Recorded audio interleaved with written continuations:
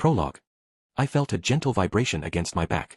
Iris was still fawning over her ring. Hey, I know I keep saying this, but that's a cheap toy. It only cost 400 Eris. When we get back to the capital, I can get you a way better one. You don't have to. I don't need another ring. I like this one. It was the umpteenth time she had told me that. Yeesh, what's gotten into you today? Are you showing that off to me? Are you that eager for it to be snatched away? What's wrong with you? Do you wish to throw down? It was also the umpteenth time Megumin had tried to steal Iris's ring.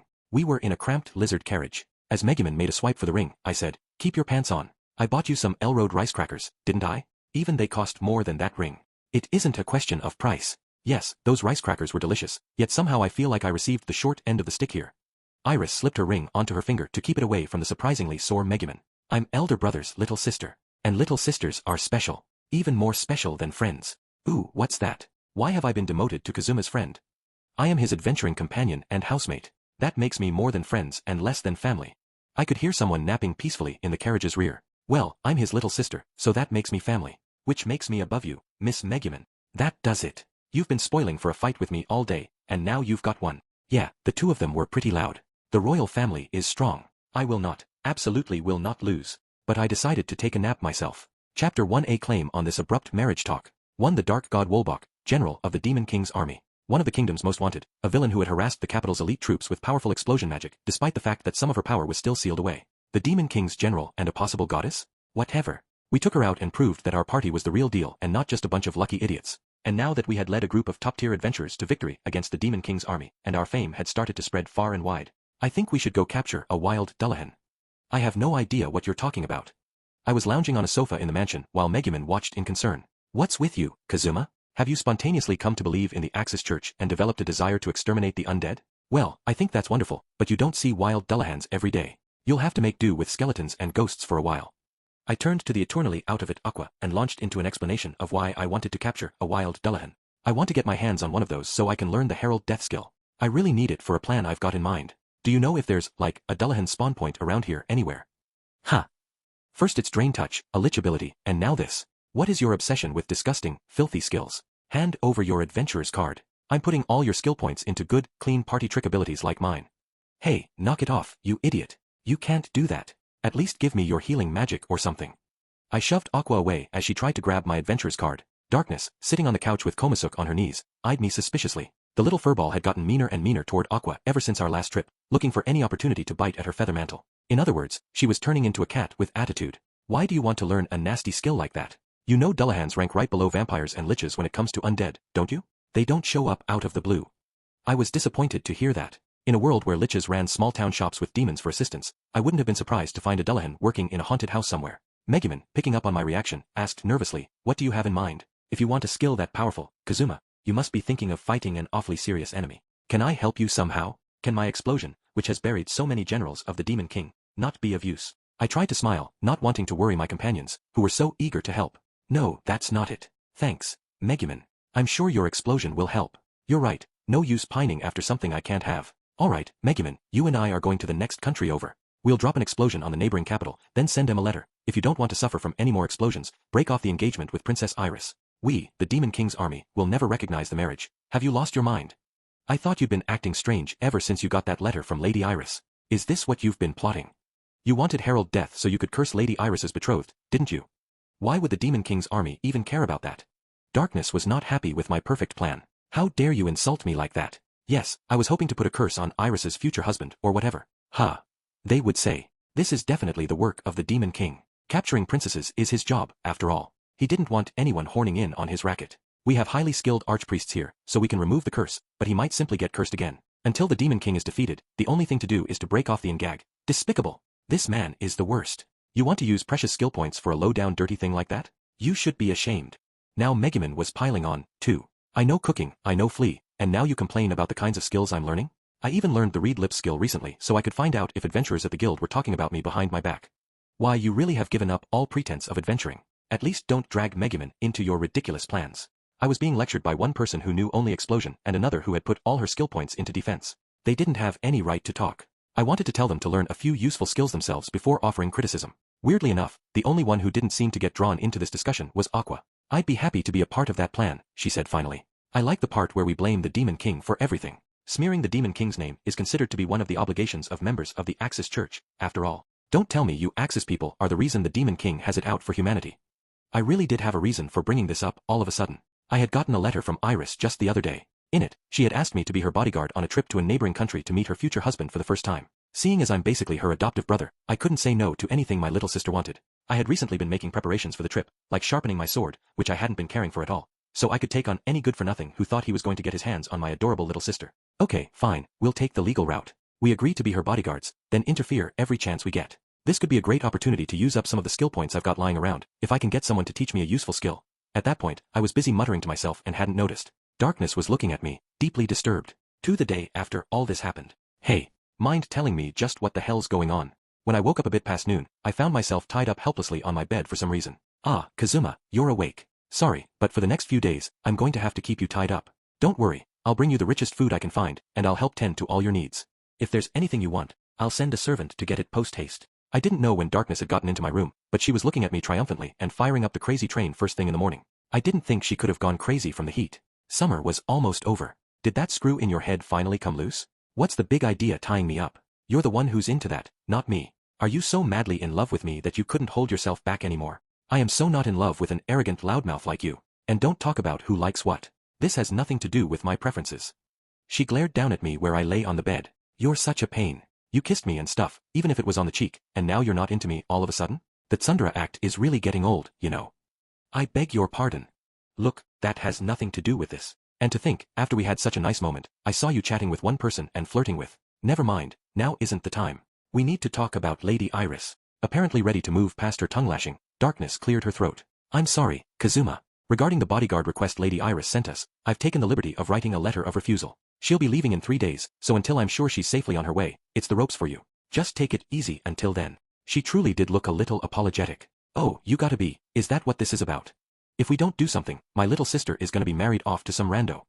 Says a commoner from God's nowhere. If you're any better than any other wanderer, then tell me about your background already. You know, I've always wanted to ask you. What country do you come from? Why do you sometimes display such unusual knowledge? And why do you so frequently lack the basic manners and common sense of an ordinary human being? Megumian. Aquea. Save me, our perv satyr can't even wait till after lunch to tie me up. Hey, you, don't make it sound so weird. And I'm sorry to tell you this, but Aqua and Megumin happen to be out of the house right now. All that's left is to summon a servant from my own home and have you transported, bed and all, to my mansion. If we let you guard Lady Iris, I can only imagine the diplomatic problems you'd cause. This is in the best interest of our country, so just bear with it. I wouldn't cause diplomatic problems. I learned how to act like a noble back when I was living in the castle, and I wouldn't be rude, so let me go. Rudeness is like second nature to you.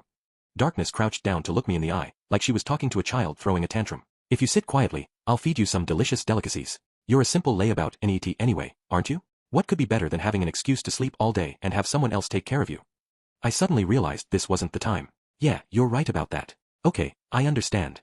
Why you do? There's been so much working and fighting recently, a few quiet days with you would be really nice. I think she was about to say, shy smile on her face and everything, but I immediately broke in. Right then, I've been desperate to go to the bathroom ever since I woke up. Hurry up and do something about it. Blunt and to the point. Ha. Don't ha me. Didn't you say you'd take care of all my needs? I assume you meant all my needs. Ha. Darkness merely stood there, frozen. So consider this my first order. Darkness, help me pee. Wah. Don't wah me, just do it. Talk about your worthless noblewomen. I'm just asking you to keep your word. Hop to it already. This was not sexual harassment. I could hardly move a muscle, so what else was I supposed to do? Yep. I was totally in the right. Whoa. That's not what I meant. That is, Kazuma, I did say I would see to your needs, but not like the, wait a moment. How am I supposed to wait? I woke up, and now I need to pee. It's practically a law of nature. And just so you know, this is how it's going to be every day from now on, got it? I don't want some weirdo servant from your house who I've never met manhandling me. So hurry up. But, Darkness was reduced to a gibbering wreck. Come on, this isn't funny anymore. How much time are you gonna waste being embarrassed? I helped you go to the bathroom, remember? I helped you pull down your pants, and I even helped you reach the toilet paper. We've known each other too long to get all flustered over something like this. Hurry up and untie me. Just the bottom is fine. I could feel the pee coming, and I was getting desperate. Darkness, though, said in a small voice, I can't. What? I sputtered. Darkness looked down, apologetically. I wasn't thinking about having to help with that stuff. What am I gonna do? I used a really powerful magical item to bind you, and the binding can't be undone until it wears off. You're stuck for the next 3 days. You moron. What am I supposed to do, lie here for 3 days?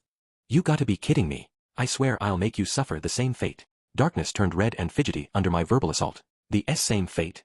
Don't get all excited, this is an emergency. God damn it. I raised my head, the only thing I could move, and took stock of my situation. It looked like I had been subjected to some form of bind. Ropes made of an almost rubbery material ran from my shoulders to my knees. They didn't look very strong, but if the item really was that powerful, then it was probably no use trying to break free of my bonds. I might be able to barely slip out, though. Hey, Darkness, with your strength, you should be able to loosen a rope a tiny bit. Slide one of the ropes on my lower body aside just a little. Then you can pop me out and I can take it from there. Alright, let me handle it. Still a bit red, Darkness got to work on the ropes. They were nice and tight, but I thought we could produce just enough of a gap to free my, Okay, good work. I've got a pee bottle over there. Could you grab it for me? Why do you have something like that? Why in the world would you? A neat's gotta do what a neat's gotta do. You know how much of a pain it is to get up and go to the bathroom in the winter when it's freezing cold. That thing's a lifesaver. I had no idea you had sunk so low. Well, I will admit to its convenience in this scenario. I'll set it right here. With a look of disgust, Darkness placed the pee bottle in front of me. Hey, I can't go like this. I need you to pull down my pants and help me do my business. What? How did she think this was going to work? Don't what me. My hands are tied and I can't move an inch. And you're the one who put me in this situation. Seriously, hurry up. The dam's gonna burst. Why yeah, but... Oh for... Darkness, on the verge of tears, looked away and reached out. Then, with my pants halfway down, she made a strange face. Hey, Kazuma, your pants are stuck on something. I can't pull them down. Wait, is that? Sorry. Happens every morning. It's just biology. Waho. Ag. What are you doing? Stop it. Stop. You're gonna rip it off. I won't say exactly what it was, but I forgot all about amusing myself by harassing Darkness and gave a heartfelt scream. What's wrong with you? I almost did a class change on my sex. I swear, you remember this, 'cause I'm gonna make you cry when these ropes come off. You're already making me cry. Hey, Kazuma, how about we give up on this? Come on, Aqua will be home soon, and we can have her use create water and purification to clean everything up. You're telling me to do it in my pants. You're telling me to just give up and pee myself. Stop being a moron and help me out. The reason you can't do it is because you're trying to look away, but you're the one who got us into this mess, so take some responsibility and help me. Darkness reached for my pants again, her eyes fixed firmly on my lower body this time. Grr, it wasn't supposed to be this way. I just wanted to keep Lady Iris safe by ensuring you'd stay away from her. But now that I think about it, for a noblewoman like me to be forced to take care of someone's bathroom needs, to be ordered to look, maybe it's not so bad after all. Listen, you idiot, quit flapping your gums and hurry. We're almost out of time. Crap, I can't do it. I can't hold it any longer. And no, Kazuma, I'm taking care of it right now. Don't relieve yourself yet. Aerg, if Aqua or Megumin saw us now. She didn't get to finish her sentence. I felt a pair of eyes on me from the door. I looked over to find Aqua peering through the half-open doorway like a housekeeper walking in on her employers. Woo-woo. I had no idea Darkness and Kazuma had gotten to the point where they were doing such dirty things together. I'm gonna go let everyone at the guild know all about this. Hold it right there. Phew. You saved my neck, Aqua. Thanks to this perv, I almost peed myself. Aqua's magic had broken the item's bind. I went in the next room and relieved myself. Darkness was looking weepy and mumbling to herself. Oh, P-perv, perv, he called me. That's nothing new, so I don't really care, but what kind of game were you playing? Aqua. Darkness seemed shocked for some reason, so I offered an explanation instead. You remember how Iris asked us to do bodyguard work for her? And you remember how Darkness was really against it for some reason? Long story short, she tied me up and was planning to take me back to her house to do all sorts of naughty things to me until I missed my chance to leave for the quest. Darkness, how can you expect not to be called pervy when that was your plan? I wasn't going to do anything naughty. I really do think we could get into huge trouble this time though. Lady Iris's betrothed is the first prince of Elrode, a neighboring kingdom. I hear he's really touchy, and if you guys pulled your usual tricks with him, it could end up being a diplomatic incident. A prince with his head up his ass? All the more reason I had to protect Iris. Aqua, meanwhile, got a gleam in her eye. Elrode? Did you say Elrode? As in, Elrode, the casino kingdom. I didn't recognize the name, but Aqua obviously did. A casino kingdom sounded like fun, though. Now Aqua was fully on board. Darkness frowned and said, Aqua, just to be clear, we'd be going as bodyguards, not to play around, okay? Hey, if you really want to go to Elrode that badly, let's make it our next vacation. We don't have to take a job to get there. We have plenty of money. We can enjoy ourselves. Despite Darkness's desperate attempt to dissuade her, it was clear from Aqua's face that she already had her heart set on going. I nodded with satisfaction. Cool, looks like Aqua agrees we should take this quest. When Megumin gets home, maybe we should put it to a vote. Not that I expect her to turn down the chance to go out on a quest. Ugh. Darkness put her head in her hands. I smiled, confident I had her beat. 3, count me out. That evening, Megumin arrived riding on Union's back. She must have been out for her daily explosion, and managed to cough up an exhausted but resolute answer. I didn't know why, but Megumin had turned into quite the contrarian ever since we got back from beating Wolbach. These days, she'd even started taking Yun on her explosion walks instead of me. What do you mean, count you out? Normally I'd expect you to be all, is this some powerful opponent we haven't faced yet? And hop right on board. Megumin, settled deep into the sofa in our living room, quickly glanced at the kitchen, where Aqua and Darkness were making dinner, then looked back at me. There is no what or why about it. This man. He wants every excuse not to move a muscle, but then someone mentions Iris, and suddenly he cannot wait to get involved. Now she was baiting me, and I bit. Ooh, is that jealousy I hear? But instead of getting angry like I expected, like she always did, Megumin just looked at me levelly. Yes, I am jealous. After what happened between us, would it kill you to give me a little more attention? Huh. Oh, right. Confronted by Megumin's absolute seriousness, I found I was the one who felt my face getting hot. When she said, what happened between us, she probably meant the night we nearly crossed the final frontier. But hang on a sec. Had Megumin ever been the type to say things like that? She seemed less reserved, more assertive, like she wasn't willing to keep anything inside anymore. Does Iris really mean that much to you, Kazuma? Megumin asked, still looking straight at me. Well, I kind of can't let her go. Not so much as a woman, you know, but more like as a little sister who always has to ignore what she wants because of her position. She spends all her time worrying about everyone around her, so she must be kind of lonely. I might have been a NET, but I was no Lullicon. Iris was nothing more than an adorable younger sister to me. Though I admit that in the future, if she grew up and said, Big bro, I want to be your bride, well, I wouldn't necessarily be against granting that wish. Caught off guard by Megumin's attitude, I found myself talking a little too fast and worried that my face was turning red. Anyway, I babbled on, if you're really against it, Megumin, then I'll think of some other way. If we were to take on bodyguard duties, I would want us all to do it together anyway. I'll miss seeing Iris, but let us accept then, Megumin said shortly with a small sigh. I'm concerned about that girl myself. This was nothing more than a passing fit of jealousy. Sure. What was with this honest display of affection? My ears were burning hot. I was just thinking about casting freeze on my own face. I couldn't believe a younger girl was leading me by the nose like this, when Darkness and Aqua emerged from the kitchen with dinner. Megumin, you're back, Darkness observed. It's our treat tonight. Kazuma, why is your face so red? No special reason. Right, Megumin. Unlike me, deeply shaken to have had Darkness point out the color of my cheeks, Megumin smiled. How could she be so calm? She was making me look like a trembling idiot. Gosh, Megumin, if you'd come home sooner, you could have seen the funniest thing. Darkness had tied Kazuma to the bed and was trying to pull his pants down. Oh ho, Megumin said, surprised by Aqua's entirely unnecessary information. Stop that, Aqua. I wasn't doing anything naughty. Yes, I did tie him up, that's true, but like I explained, Darkness, her hands full of dishes, kept stealing little glances at Megumin to see how she was reacting. But me, I said, yeah, and if Aqua had gotten home a little later, Darkness actually would have pulled my pants down. She really saved me. Wah! Now the crimson of Megumin's eyes flashed. Well, whatever Darkness, who is constantly horny, does and whomever she does it with is no concern of mine. But still, I can hardly approve of the daughter of a good family forcibly making someone her prisoner. That's not. Megumin, that's not what happened. I swear there was a reason for this. And don't call me constantly horny. Darkness launched into a desperate attempt at an explanation. But the rest of us already had our eyes fixed on the dishes piled on the table. I wonder if you'll recognize what I've set out here, Kazuma, Aqua was saying. I know how sharp your senses are from the food tours we've done. That's right, tonight's dinner is blowfish. And not just any blowfish but the paradise blowfish, the king of them all. Its poison is a lot more powerful than any other blowfish, but true gourmands say that if they died eating this food, it would be worth it. And it happens to be in season right this moment. I don't know if the name describes the fish or where it sends you when you eat it. I'm impressed you know how to cook blowfish though. I always took you for a party clown, but you do have a real skill or two. Megumin and I took our seats, enamored by our dinner. Blowfish sashimi, blowfish stew, blowfish chawanmushi. There was a little plate of what looked like roe, along with a tiny cooking brazier filled with blowfish fins. It was enough to make you drool just from looking at it. I couldn't wait. I reached out. Of course I don't know how to cook blowfish. If you feel yourself going numb, let me know, and I'll use antidote magic on you. Hey. And that, right there, was another loud reminder of how sketchy this world could be. I had just put back the chawanmushi I'd picked up when I heard a slurping sound from beside me. Delicious. Don't eat that. Don't you know it might be poisonous? Megumin had grabbed the dish I'd set down and was devouring it. In fact, before I knew it, Darkness, sitting across from me, had stabbed the blowfish sashimi with her fork and was shoving it into her mouth. Geez, didn't these people ever hesitate? They assumed blowfish and antidote magic went hand in hand. I guess in a world where magic was real, that made a certain kind of sense, but Darkness saw me watching her and grinned. No doubt looking for a little payback for earlier, she said, "What's wrong, Kazuma? Is our big, brave adventurer afraid of a little fish? Aqua's a superb priest, if nothing else, so what's there to worry about?" Darkness, did you say, if nothing else? No, Darkness answered, going for another dish. Beside her, Megumin was happily sipping at the blowfish stew. Blowfish, huh?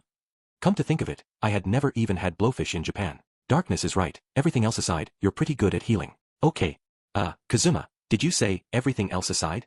No. Wow, that's incredible. No sooner had I tried the stew than I was marveling at the flavor. I don't have a big vocabulary, so the best I could do was to describe it as absolutely delicious. Aqua watched us with satisfaction.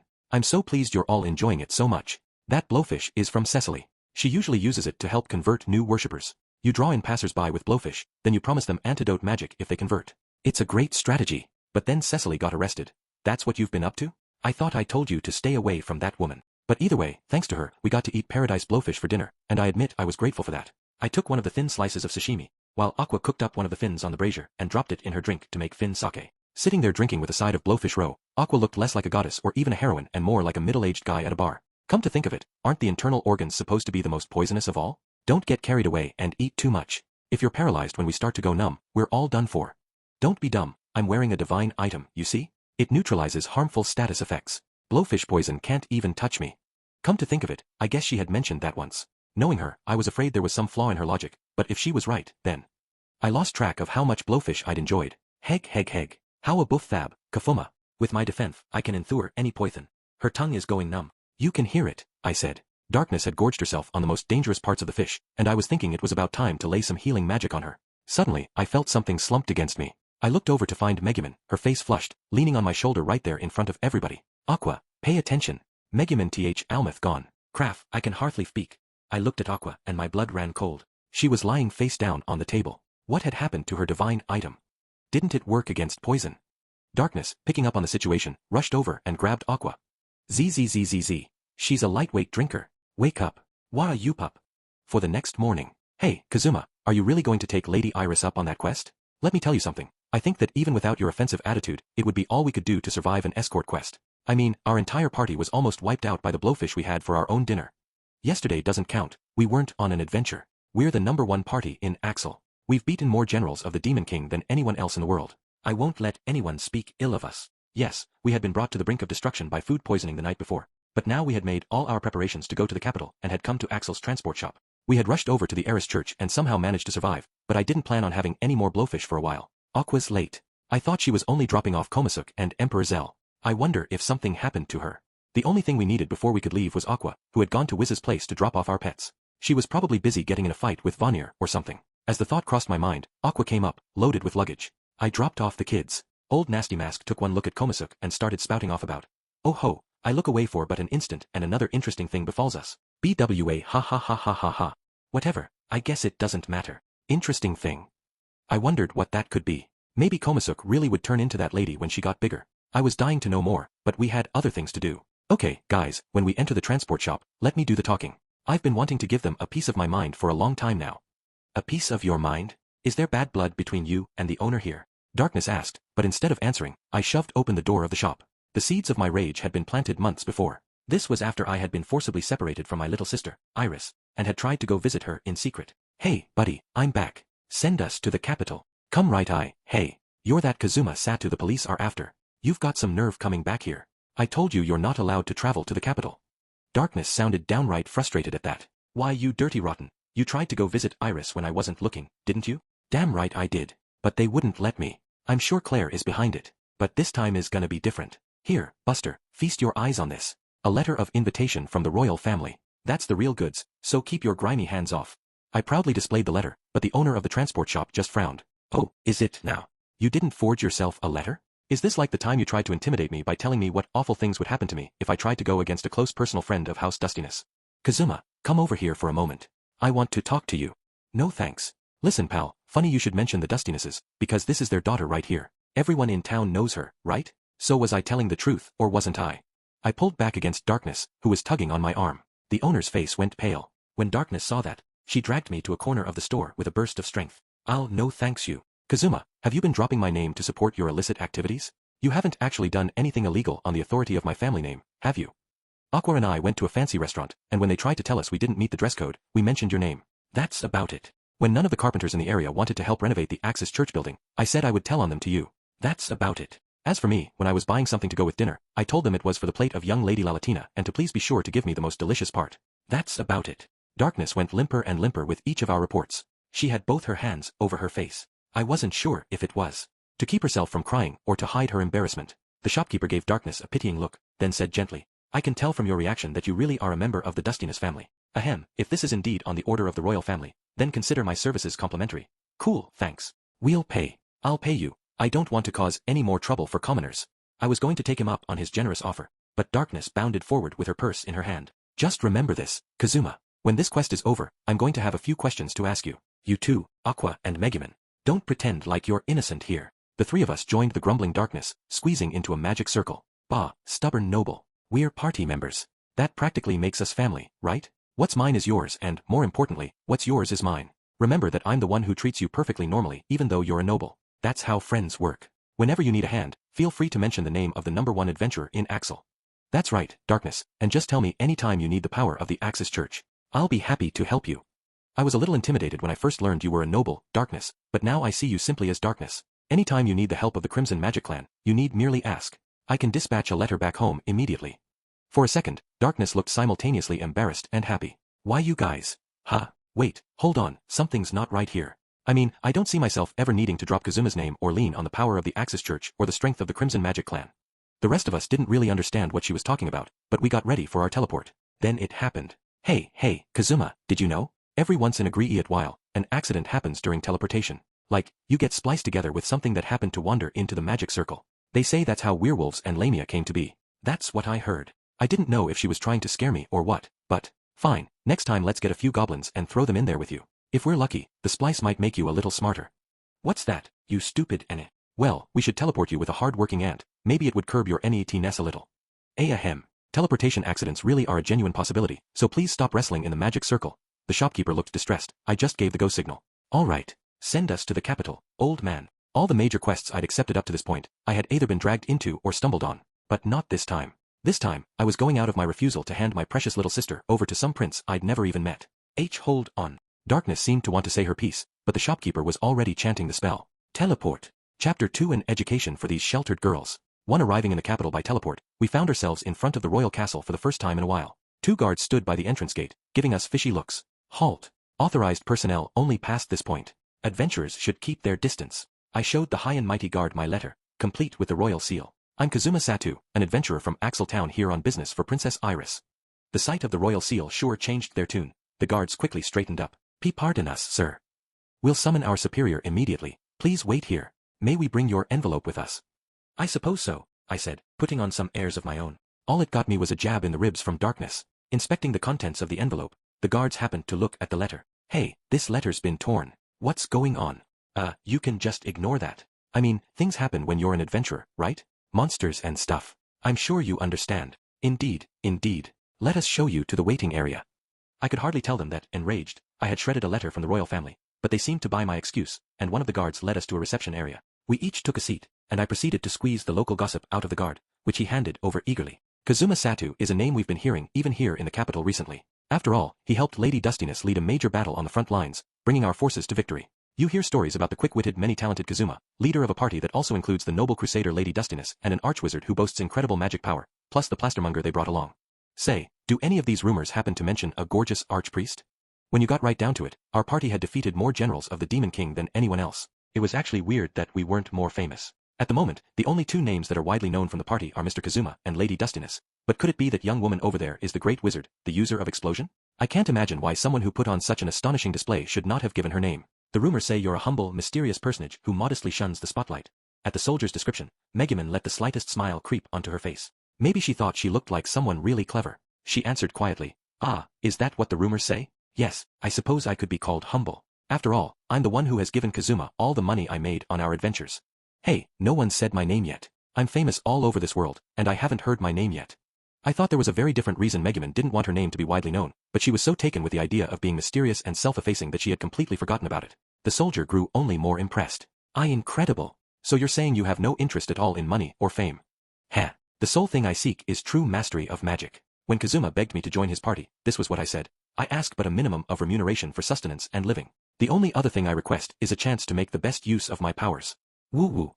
The way I remember it was, when I threatened to kick her out of the party, she cried and begged me to let her stay, even if I paid her only a minimum for food and survival. But, at that moment, it really is you. Someone appeared in the doorway of the waiting area with an audible groan. I recognized the wizard who stood there with a hood hiding her face. It was Lane, the noblewoman who was also Iris's tutor and bodyguard. Of course it's me. Iris asked for me personally. Did you know that? I've got to say, normally I would expect more, awards and banquets for a party that's defeated yet another general of the Demon King. Ugh. Lane blanched and looked away. Maybe it was a prick of conscience. It didn't last long though. She grabbed Darkness's arm, pulled her out of the room, and had a hushed conversation in which they both kept stealing glances at me. Lady Dustiness, didn't you tell me you were going to find some way to refuse this request? Leaving Lady Iris in his hands is sure to create a diplomatic incident.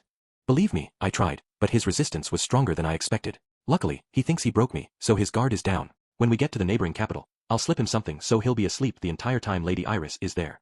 Ooh, just the kind of brilliant plan I'd expect from you, Lady Dustiness. I can rest easy then. Those two were definitely plotting something. Did this mean that when darkness had tied me up, it had been on orders from the state? And if you're wondering how I could even understand what they were whispering to each other, what's wrong, Kazuma? Why are you staring at those two so hard? Oh, I was just checking out whether my newest skill works. That's right, it was thanks to my new read lip skill. It allowed you to get the gist of someone's conversation from watching their mouths. I didn't have any big plans for it. I'd learned it mostly so I could kill time eavesdropping on the other adventurers at the guild, but it was coming in handy. Suddenly, there was a commotion outside the waiting room. Kazuma Satu. Is it true Kazuma Satu is here? I knew that voice. It belonged to a woman I didn't always get along with. We all looked over to see an imperious noble in her trademark white suit. Claire, Iris's bodyguard, came storming into the room. The moment she saw me, Claire grabbed my arm and dragged me to a corner of the room. What's up, white suit? Let me guess. You didn't want me here, either. I was on my guard, but Claire leaned in and whispered, "Don't call me white suit, you rogue. I'm actually glad you're here. I thank you for coming." That only made me even more suspicious. You're thanking me? What's going on? What are you planning? I'm not planning anything. Okay, that's not entirely true. Here, I have something for you. Claire took the sigil of her house that hung on a pendant around her neck and gave it to me. Darkness had one of those, too. It proved you were of noble birth, and it was extremely valuable. Seriously, what's going on? What, have you secretly been in love with me this whole time? I hate to break it to you, but I've been getting in good with another girl. An upright and faithful man like me can't allow myself to go any further than this. I'm sorry, but you'll just have to give up on me. What idiotic fantasies are you having? And how can you shoot me down before I've even said anything? Claire flinched when she realized how loud her voice had gotten. She glanced around and regained her composure. The point is, I think we can cooperate this time. I know there are good political reasons for entertaining this match, but, personally, I'm fundamentally against the idea of Lady Iris's engagement. Go on. Now she had my attention. Claire pulled something out of a pouch. Lady Iris's intended is the first prince of our neighboring nation. His soft upbringing, however, has made him a spoiled brat. Lady Iris far exceeds him in her talent for battle, and he would never look right beside the sweetest and most beautiful princess in the entire world. Not to mention, Elrode belittles our nation. If Lady Iris was to marry into its aristocracy, I'm sure people would sneer at her as a country bumpkin behind her back. Hence why I'm giving you this.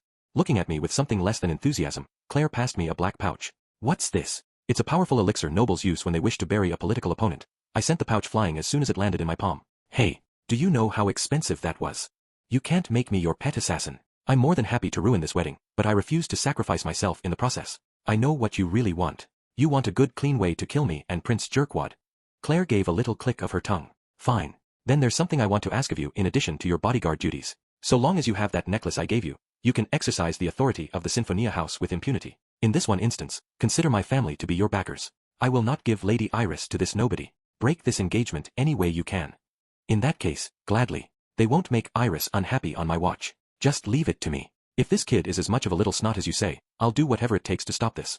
Claire's face lit up at my prompt reply. I guess I misjudged you. Allow me to apologize for all my past rudeness. I'm entrusting the matter of Lady Iris to you. Nah, look, I'm sorry too. I guess you really do care about Iris. I may not look like much, but I faced down a lot of enemies way more dangerous than some punk prince. This one's in the bag. Iris had been the cause of so much fighting between us, but in that instant, we buried the hatchet. Claire and I locked our hands in a firm shake. To me at this moment, you seem the most stalwart companion in this room. I can't leave this country, but there'll be a reward waiting for you when you get back.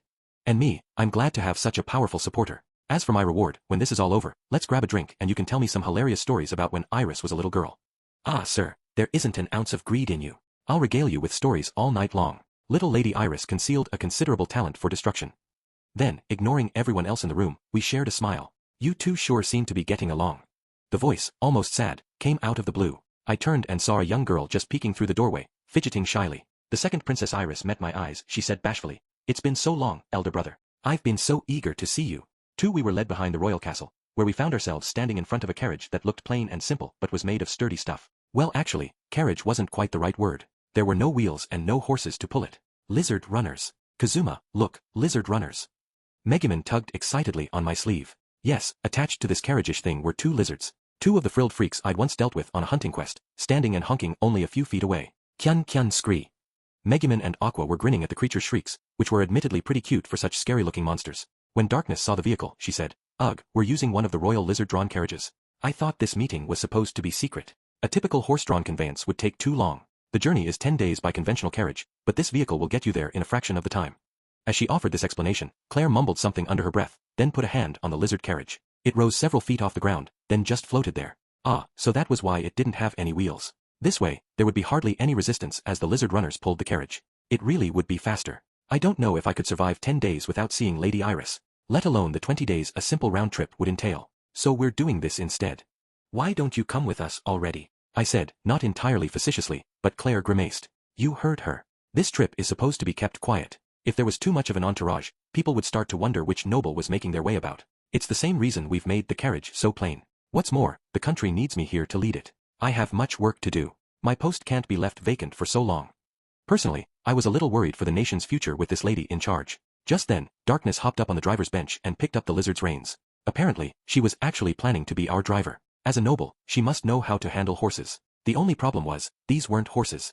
But I didn't think she would like hearing that. So as concerned as I was about leaving our ride in her hands. To my surprise, it looked like we were Iris's only bodyguards for this trip. I was sort of grateful. That meant fewer people to scold me if they thought I was being too friendly with Iris. All the preparations had been made before we got there. Iris was in the carriage, dressed in armor worthy of a member of the royal family and carrying a sparkling sword. She was eager to get going. Elder brother, come over here. The seat next to me is open. We can play games on the way there, like the ones you taught me last time. Oh, eager to spend time with your big bro, huh, Iris? Well, big bro's eager to spend time with you, too. Iris patted the seat beside her excitedly. She must have been really lonely, not seeing me for so long. She seemed way friendlier than when we had said goodbye last time. Megumin, who had climbed in behind me, shoved her face up close to Iris's. Hey, it is unheard of for a minion to claim the best seat.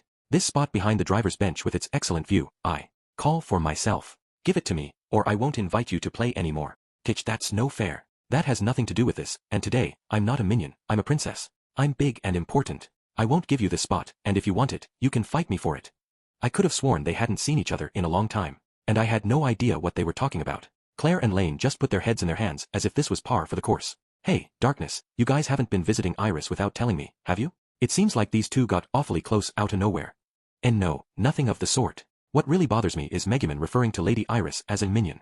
We stared at the girls questioningly, but in any event, they seemed to have settled their seating dispute. Very well, then, Iris and I shall share the spots behind the driver's bench. Yes, and you won't beat me on the way there. Whoever loses this game has to listen to the person who wins. I thought you were fighting over who got to sit next to me. So how did this happen? Incidentally, the lizard-drawn carriage could seat 4. The interior boasted 2 benches for 2 people each. I'll sit next to Darkness. After all, what I want most is to see the scenery go by.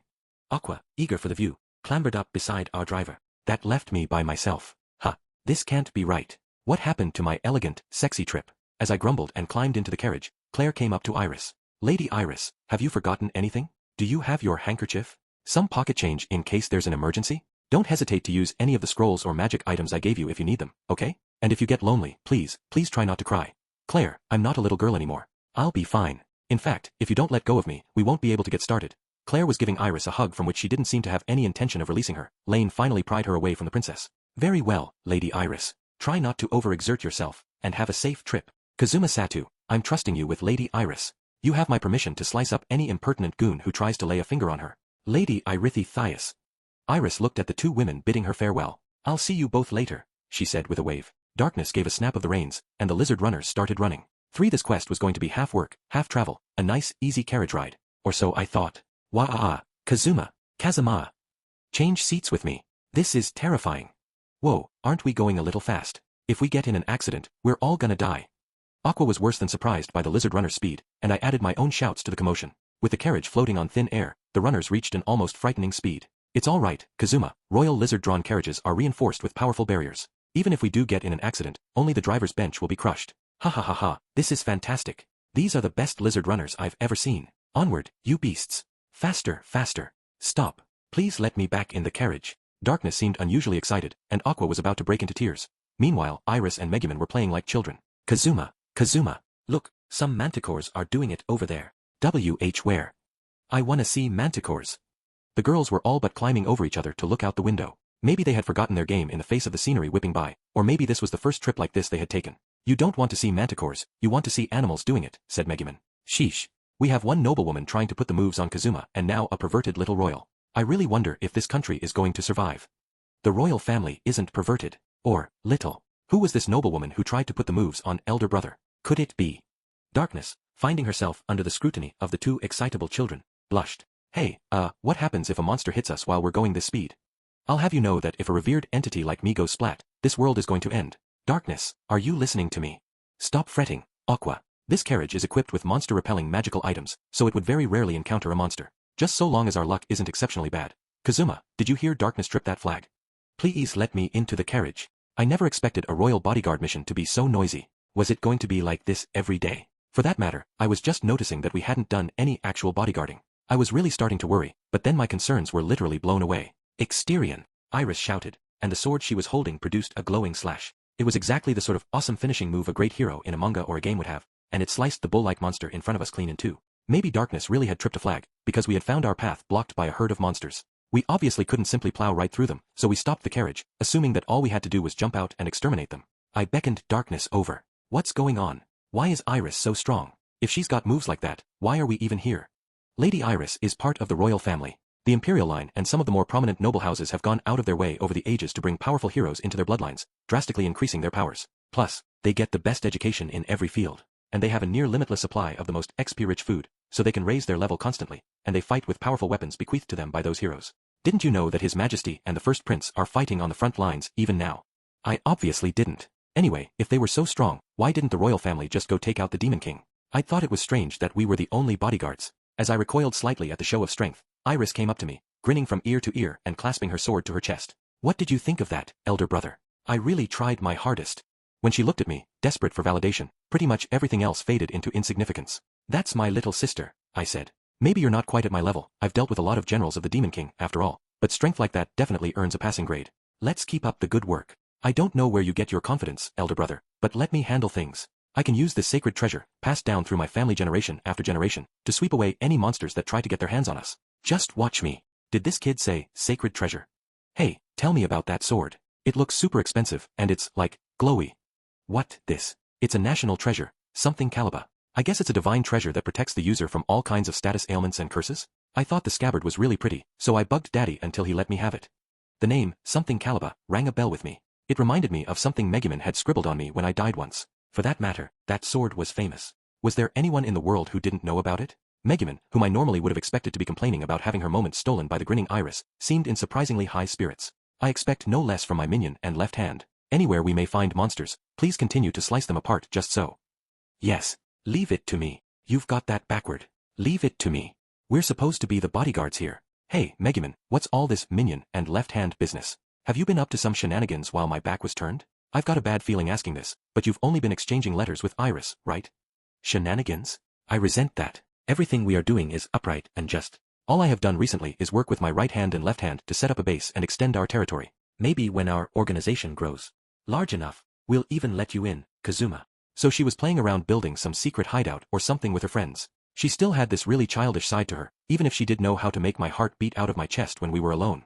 4-day one of our trip to the neighboring country. To be honest, I never expected Iris to be so strong. It was getting dark, so we decided to set up camp for the night. We had just climbed out of the lizard-drawn carriage. You're really something, Lady Iris. You must have worked so hard to get that strong. Darkness sounded like an older sister complimenting her younger sibling. Iris had buried all the monsters we'd met on the way almost as soon as we saw them. Yep. Her so-called bodyguards were nothing more than an audience. Not that I objected to a nice, easy ride on Iris's coattails. No, I didn't object, but as her older brother, I hated to, see my awesomeness take such a hit. I seem to recall you helped me train once, Lalatina. I hope you can see how strong it made me. I give you my thanks, Lalatina. Heh. Think nothing of it, princess. Iris sounded almost shy. Darkness smiled to receive her ruler's praise.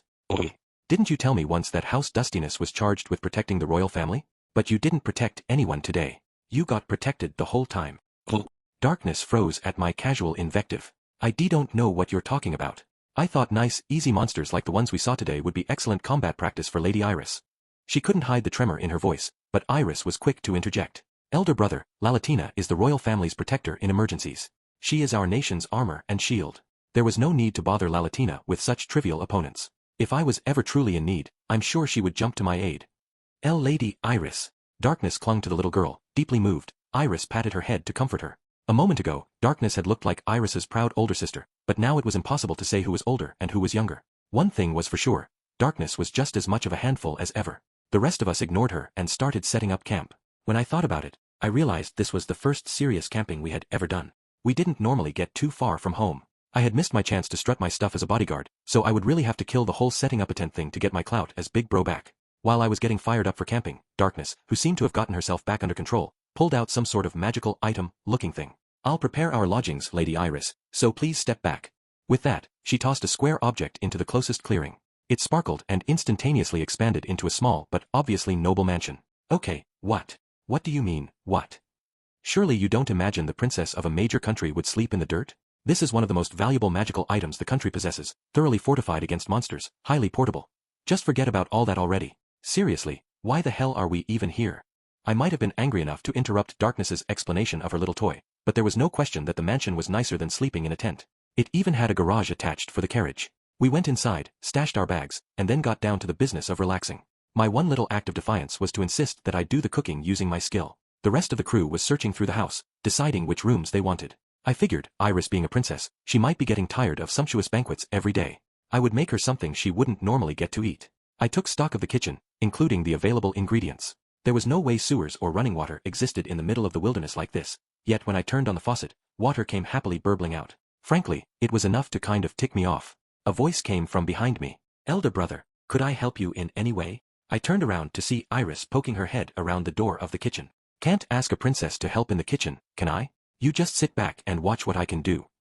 A princess can at least help a little. They never let me help cook at the castle, no matter how many times I ask. Leave it to the servants, they say. She looked so downcast. I felt a little guilty. Of course they wouldn't let a sheltered child like her do any cooking. Okay, alrighty, then, maybe you can help a little. But cooking isn't as easy as it looks, okay? Be sure to do what I say and be careful not to get hurt. Sure thing, elder brother. I almost went weak in the knees when I saw how her face lit up. I looked through the magical refrigerator to find some ingredients she could prep easily. I needed a recipe she wouldn't be familiar with, but that was simple enough for me to handle. Okay then, we're gonna do fried rice and pot stickers. Right. Fried rice and pot sticklers? What kind of food is that?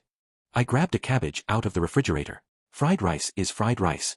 They say there isn't a person alive who doesn't love fried rice, even if sheltered girls like you and Darkness might not know about it.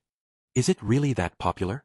I'm sorry to say I really don't know about it. Please enlighten me. Basking in Iris's reverent gaze, I felt myself starting to grin a little as I slapped the cabbage down on a cutting board. First, we make the filling for the pot stickers.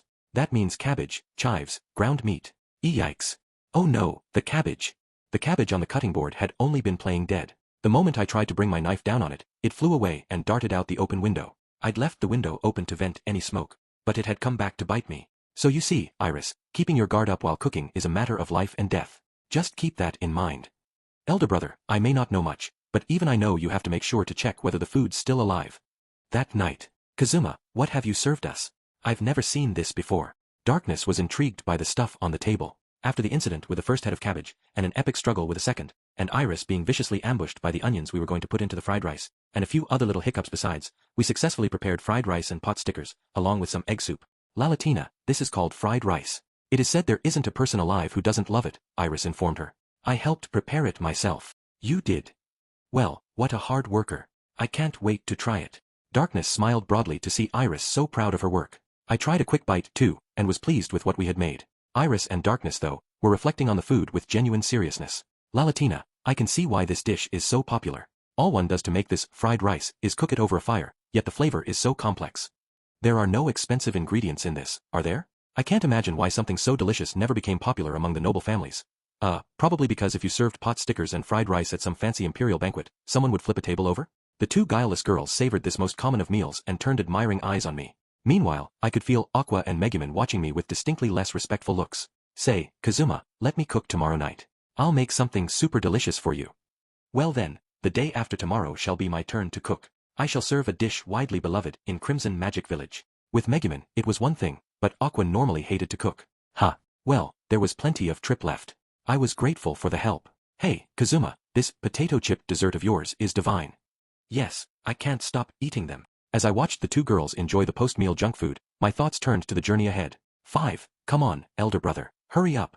Let's do more cooking. It was the next evening. Iris had once again kicked the butts of every monster that got in our way. The only thing of any note that happened was when her performance spurred Megumin to compete by letting off an explosion. You sure are getting into this, Iris, Aqua said. I like your spunk. I'm going to show you something extra special tonight. Really? Thank you so much. I promise to work hard. Iris and I weren't the only ones in the kitchen. Aqua had joined us. And frankly, I was a little annoyed. Megumin I could ignore, but Aqua seemed intent on teaching our unworldly companions, Iris and Darkness, the strangest things while we were on this trip. Speaking of Megumin, who had used up all her magic, Darkness was keeping her company. Aqua peered into the refrigerator and pulled out an assortment of ingredients. Tonight's dinner is tuna mayo rice. She grinned broadly, hands on her hips. Was she insane? It was bad enough I had given the princess fried rice. We were going to pay for this later. Another dish I've never heard of. Are all of Elder Brother's acquaintances so knowledgeable? You don't get to be an archpriest as great as I am without learning a thing or two, see? This is a nice, quick dish you can make when you're in a hurry. That's very important for adventurers, for whom even a second of inattention can be the difference between life and death, understand? I see. A meal for busy adventurers. Aqua was hardly done with her absurd explanation before she had shredded the tuna and slapped it on the rice with some mayonnaise. Finished. Very simple. Not to sound like a broken record, but was she insane? She seemed to realize that maybe fish, rice, and condiments weren't enough for a meal, because she was rooting around in the refrigerator. I don't think this'll cut it by itself. I'll make you some dry seasoned rice and some egg fried rice to go with it. Of course. I can't wait. Iris was looking at the tuna mayo rice with keen interest and smiling enthusiastically. When I finished bringing everyone's food to the table, I found the two young ladies, once again examining their dinner, deeply intrigued. Lalatina, did you know you can make this dish in the blink of an eye? It hardly takes a full minute to prepare. Is that true, Lady Iris? Hey, Kazuma, why didn't you ever tell us there was such convenient food around? This stuff would be worth it for ease of preparation alone. I think everyone but you already knows about it. You can put soy sauce or salt or even hot sauce on your rice for a totally fresh experience, Aqua said, pouring hot sauce on her food and then eating it as gracefully as if it was some hoity-toity gourmet thing. Aqua, I always took you for just a simple know-nothing, honestly, but I see now that appearances can be deceiving. Forgive me for being so shallow. Darkness, who was eating her rice the same way, that is to say, like a noble, bowed her head. You have a lot left to learn about the world. You and Iris are both sheltered young ladies, so it's only natural. When the time comes, I'll teach you all sorts of useful things, like how to get all the ice cream off the lid of an ice cream cup. Just knowing that seemed like something that would make an aristocrat mad at you. I wanted to cut in with a smart remark, but Iris and Darkness were looking at Aqua with such admiration that I didn't want to spoil the moment. I, meanwhile, was eating my tuna mayo rice with appropriate enjoyment, but Megumin was wolfing it down like it was a feast. I was starting to worry about what we would be served the next evening, but more to the point, the day after tomorrow, we would arrive in the capital of Elrode. It would be fine. Megumin would be cooking for only one night, and she wasn't a terrible chef. Yeah, it would be just fine. 6. It went that way, Iris. Try not to let it pinch your fingers. Got it, leave it to me. Oh, there's another lobster between the rocks. One more day till we reached Elrode. We had spotted a river as we traveled and took a short break there at Megumin's insistence. This lobster seems awfully small, Megumin. Are we really going to eat this? I think it's still a baby. Oh, ow ow wow. Darkness was up to her thighs in the water, and now she was up to her finger in lobster claw. The weird note of happiness in her voice was totally typical, though. That is not a baby lobster. We are not in the big, wide sea here but in a shallow river, so they won't get any bigger than that. Oops, you're not getting away. That makes 4. Megumin had flipped over a rock and grabbed what she found there. Yep, hey, Kazuma. There's something I'd like to say. Well, don't. Those are lobsters they're catching. Just the kind of expensive feast fit for a princess. Okay. We were busy catching crawfish. I should have been suspicious the moment Megumin said she wanted to make food from Crimson Magic Village. She'd lived her entire life in poverty. What would she know about fancy food? Perhaps it's the lack of human travel that has allowed these fish to grow so big. This will make for a fabulous dinner. Gosh, I've never gathered my own ingredients before. Who knew cooking could be so much fun? Megumin, grab this thing for me. It's got a hold on my toe. Our two sheltered girls really seemed to be enjoying themselves. Maybe they didn't get to play in the water very much. Me, I simply watched the peaceful scene. The royal attendants went to so much trouble to stock up our refrigerator. I'm gonna make sure their efforts don't go to waste. Oh no, you're not getting away. One less person means the rest of us each have to eat more food. Finally, the sun went down, and we started to settle in for the night. Very well, Iris, are you ready? Now you shall see how I prepare a meal. Of course. I can't wait. Megumin, standing in front of a pile of crawfish, was almost vibrating with excitement. She was even more eager to cook than usual, desperate to show Iris what she could do. Normally one would soak them in water all night to expunge the mud, but the river in which we caught these crawfish was exceedingly clean, and there was no mud. We can get started immediately. This is very educational. And so Megumin went about teaching the young princess how to cook crawfish. I would have to have a word with Iris later so she didn't go blabbing to anyone at the capital that this was the sort of thing she had learned on her trip. Now, first we must remove the smell from the lobsters. You simply need to submerge them in alcohol, such as, ah yes, this will do. Megumin pulled a bottle of wine out of the fridge and emptied it into a bowl, expensive wine that someone had been looking forward to drinking, but I pretended I hadn't seen it. Now we leave them for a few minutes until the stink is replaced by a fragrant aroma. We can do some other preparations while we wait. Megumin directed things with all the grace you would expect of someone who had cared for her own little sister. Iris looked at her with genuine respect. Whoops, I seem to have done it all myself. Well, this should be enough preparation. Next, Megumin had been enjoying Iris's admiring look so much that she had accidentally done everything herself. She quickly snapped back to taking cooking seriously. She started with crawfish soup, then grilled a few more of them, and then made a spicy sauce to go over the rest. When she was finished with this surprising display of domestic capability, Megumin exhaled in satisfaction. Kazuma has been doing all the cooking lately. I wish you would all have some of my food from time to time. Here, Iris, at least help set the table. Oh, of course. I'm sorry, I just couldn't take my eyes off you. Ah, well, I suppose I can forgive you for a fixation on your leader. Okay, I'll set the table too. You go wash your hands. I had never seen this side of Megumin before. Hey, what's this leader stuff? I demanded. Nothing. This is fantastic. The richness of freshly caught lobster just fills the soup, making it savory and complex. And the slight touch of earthiness left in the meat perfectly complements the grilling. Nothing to object to there. This is true mastery. Darkness was savoring her food. Acting like the narrator on some cooking show. She was trying to sound like a gourmand, but I wanted to point out to her that she wasn't eating lobster but the common crawfish. Iris, still on a high from the unfamiliar experience of catching her own ingredients, looked thrilled, too. Megumin, claiming that she had actually made too much, had gone to share some of the food with the lizard runners. In other words, if I wanted to do something about this, now was my chance. Say, Kazuma, for some reason I feel like having frogs today. I'm going to go cook up those frogs they left in the refrigerator, so here, you can have my crawfish.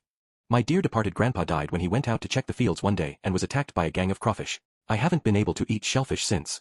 So please, Aqua, have my share. Do you think you can deceive the eyes of a goddess? I know your grandpa came rushing to the hospital when you almost got run over by that tractor.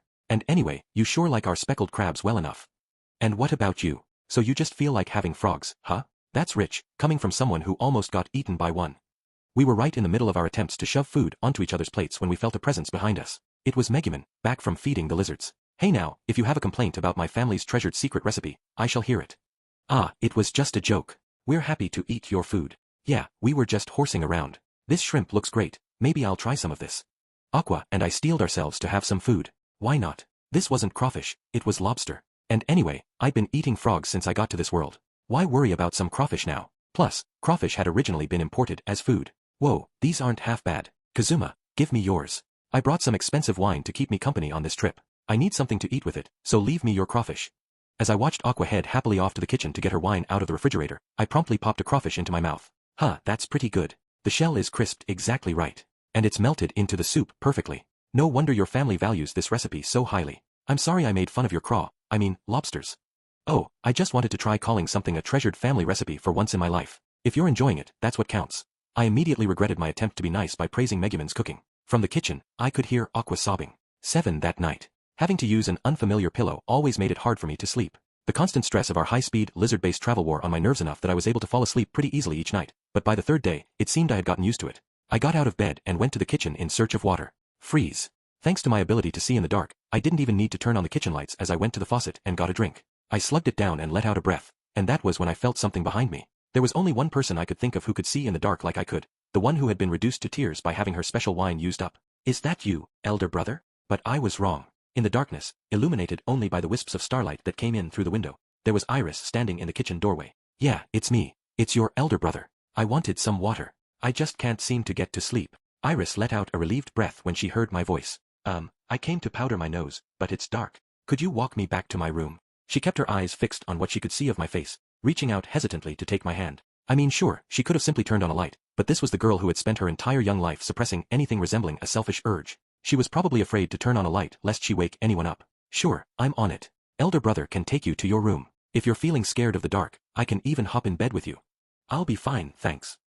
I took Iris's small, slender hand and walked out into the dark corridor. Iris was walking as quietly as she could, maybe so she wouldn't wake anyone up. Creeping through the dark while everyone else slept, trying to make ourselves as inconspicuous as possible, it almost felt like we were doing something wrong. Suddenly, Iris squeezed my hand. I looked over at her. She seemed to feel the same way I did, like we had stumbled into a little prank while sneaking out for a midnight snack. This reminds me of that time I came to your room one night so you could tell me stories about your past, elder brother. Oh, you mean when you showed up without getting Claire's permission? She almost had my head the next day. She acted like I'd kidnapped you or something. During my time in the capital, Iris had occasionally given Claire the slip and come to see me. It caused an uproar in the castle each time. Maybe that was the real #1 reason I'd been barred from the city? Iris, smiling, interrupted my thoughts.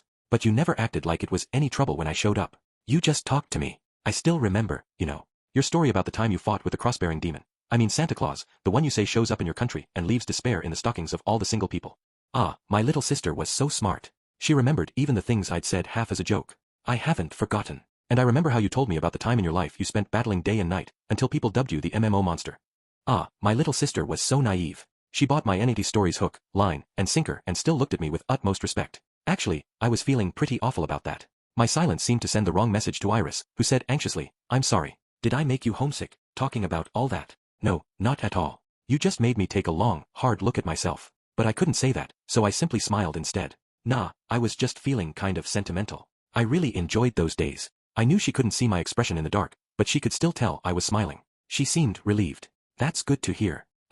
Before I knew it, we found ourselves standing at the door to her room. She let go of my hand and opened the door, then glanced my way for only a second. Please, elder brother, I hope you'll stay in my country forever. I'll work hard to make our nation somewhere you'll always want to be. It was like she just knew somehow that something was going to take me far away. She smiled, but it seemed awfully sad. Next morning. Aqua was almost beside herself knowing we would get to Elroad today. I was weirdly bothered by what Iris had said the night before though, so when I climbed up on the driver's bench beside Darkness, I asked her about it. Hey, Darkness, this trip is about seeing this little punk Iris is supposed to marry, right? We just say hi, and then we can go home, right? Darkness looked at me in annoyance, then glanced surreptitiously at Iris, who was playing with Aqua and Megumin. You really think this is just a meet and greet? If that was true, why on earth would we do it so secretly, and right when the Demon King's attacks are ramping up? I'll tell you why we're going there, to beg Elroad for help. Beg for help. Like, we want them to send us big, bad adventures or knights or something?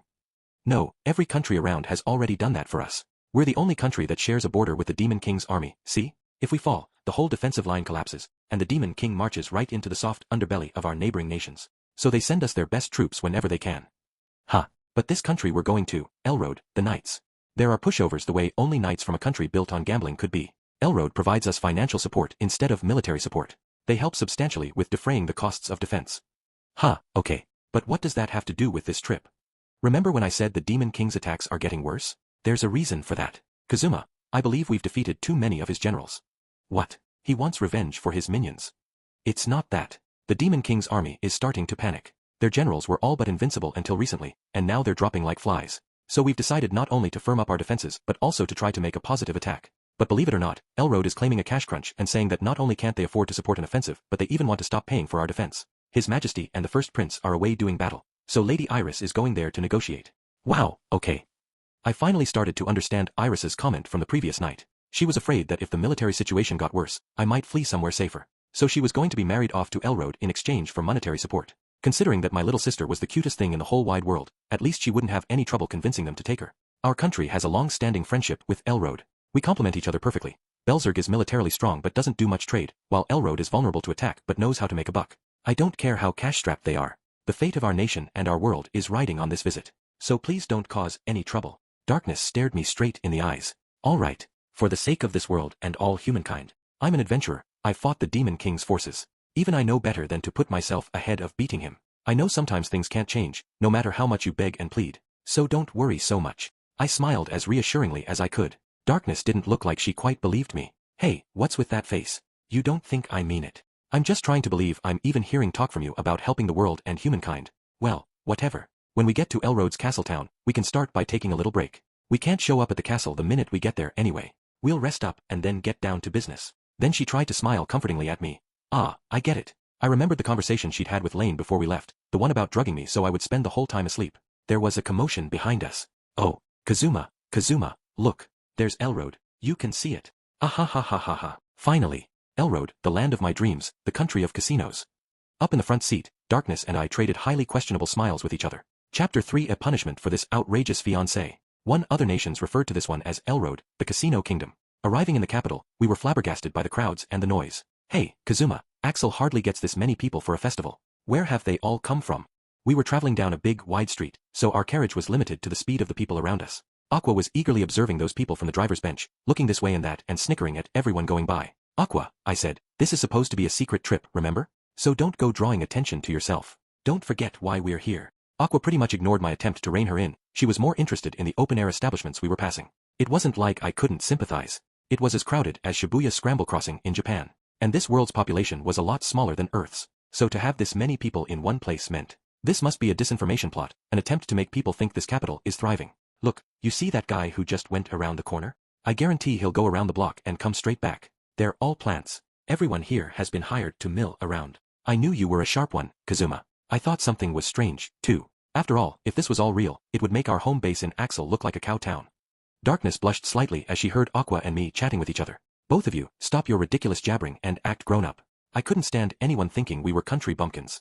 Which was exactly how she was treating us, but what were you gonna do? The shops and stalls along the street were crammed with foods I had never seen before, the shopkeepers hawking their wares at the top of their lungs. The lizard-drawn carriage pulled to a stop in front of a larger building along the same street. Someone must have made reservations for us in advance. All right, this is our inn, Darkness said. Everyone, go drop off your traveling stuff. Lady Iris's meeting with the prince is scheduled for tomorrow. Today we can rest up and take in the sights. Someone from the inn came out and took the carriage off our hands. We were mostly on cloud 9, but Iris shook her head. I have to get ready for the conference tomorrow, and I have to admit, I'm a little bit nervous, meeting this prince for the first time. I'm going to rest here and try to prepare myself. You all have fun. Then she grabbed her luggage. Lady Iris, were you not looking forward to this excursion? We're your bodyguards, we can't leave you alone at. Why, you have to. Get some rest. We came all this way to the casino kingdom. I couldn't relax if I knew you were stuck at the inn with me. Knowing how sensitive Iris was to the feelings of those around her, I knew she probably really would be driven to distraction by us staying with her. Come on, Darkness. You heard the lady. Let's go stretch our wings. Ugh. Oh okay, fine. She still didn't sound completely convinced, but she nodded anyway, seeming a little overwhelmed by Iris, whose smile looked like it concealed a very powerful resolve. We set down our bags in our rooms. Casino. Let's hit the casino. Then, after we win big, we can use the money to take a food tour. I'll bet you can get some really good wine around here. No, let us go to the local equipment shop. I'm sure I will be able to find an exceptionally powerful staff suitable for myself. We went right back out into town. I'm still not entirely comfortable leaving Lady Iris behind like this. Darkness was the only member of our party who wasn't completely on board. Iris seemed really stressed about this meeting she was supposed to have. Maybe she was doing a sort of simulation by herself rather than going out and playing. I was concerned that trying to be too considerate would backfire. I would bring her a nice souvenir instead. But even so, you guys need to think things through. We came all this way, so let's start with the famous tourist destinations. Even Crimson Magic Village had a few, so a place like this must have some cool stuff, is what I was about to say, but just then, ooh, look at that lovely adventurer. Hey, you blonde-haired beauty, how about you ditch the wimp and come hang out with some real men? Yowza, what a bunch of hotties. I'm all about that blue-haired lady. The chick with black hair and red eyes is doing it for me. We passed by a few guys being extra sleazy. They each looked a year or two older than me. They were wearing the sort of gaudy outfits guys wear when they're clearly peacocking, and they were leering openly at us. They were all thin and gangly. They looked like rich cream puffs who had come to the city for a little fun. As for my companions, whom the three guys had been catcalling, each of them looked around in confusion for someone who fit the descriptions the guys had offered. Eventually, it seemed to dawn on them that they were the only ones there who fit the profiles. Oh. My friends stood rooted to the spot. Darkness immediately reached behind her head and started playing with her hair, while Megumin began assiduously dusting off her robe. Aqua spoke up. You guys, did you just call us beautiful? Did you say we were gorgeous? Say it again. Nobody in Axel was crazy enough to try to chat up these women. I guess I should have probably complimented them on their appearance every once in a while. I was amazed that they were so amazed. Huh. We said you were real pretty, and maybe you'd like to check out the town with us. You know, one of the guys spoke on behalf of his crew, all of whom seemed taken aback by Aqua's reaction. Aqua, Megumin, and Darkness immediately huddled together and started whispering. After a moment, Megumin stepped up as their representative. What the three of you are saying, then, is that for the privilege of going out with a staggering beauty like myself and these two other relatively beautiful women, you are prepared to sacrifice coin and life alike, yes? And so won't we date you? That's what you're saying, is it not? We wouldn't go that far, the three men said. That was when I had a thought.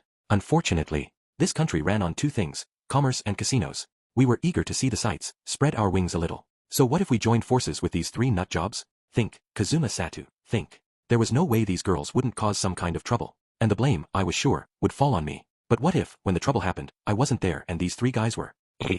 Yo, think we picked some weird ladies. Yeah, don't you smell trouble? I know we came here for sightseeing, but I think we might be in over our heads. Why yeah, but even if they are a little weird, they're so hot.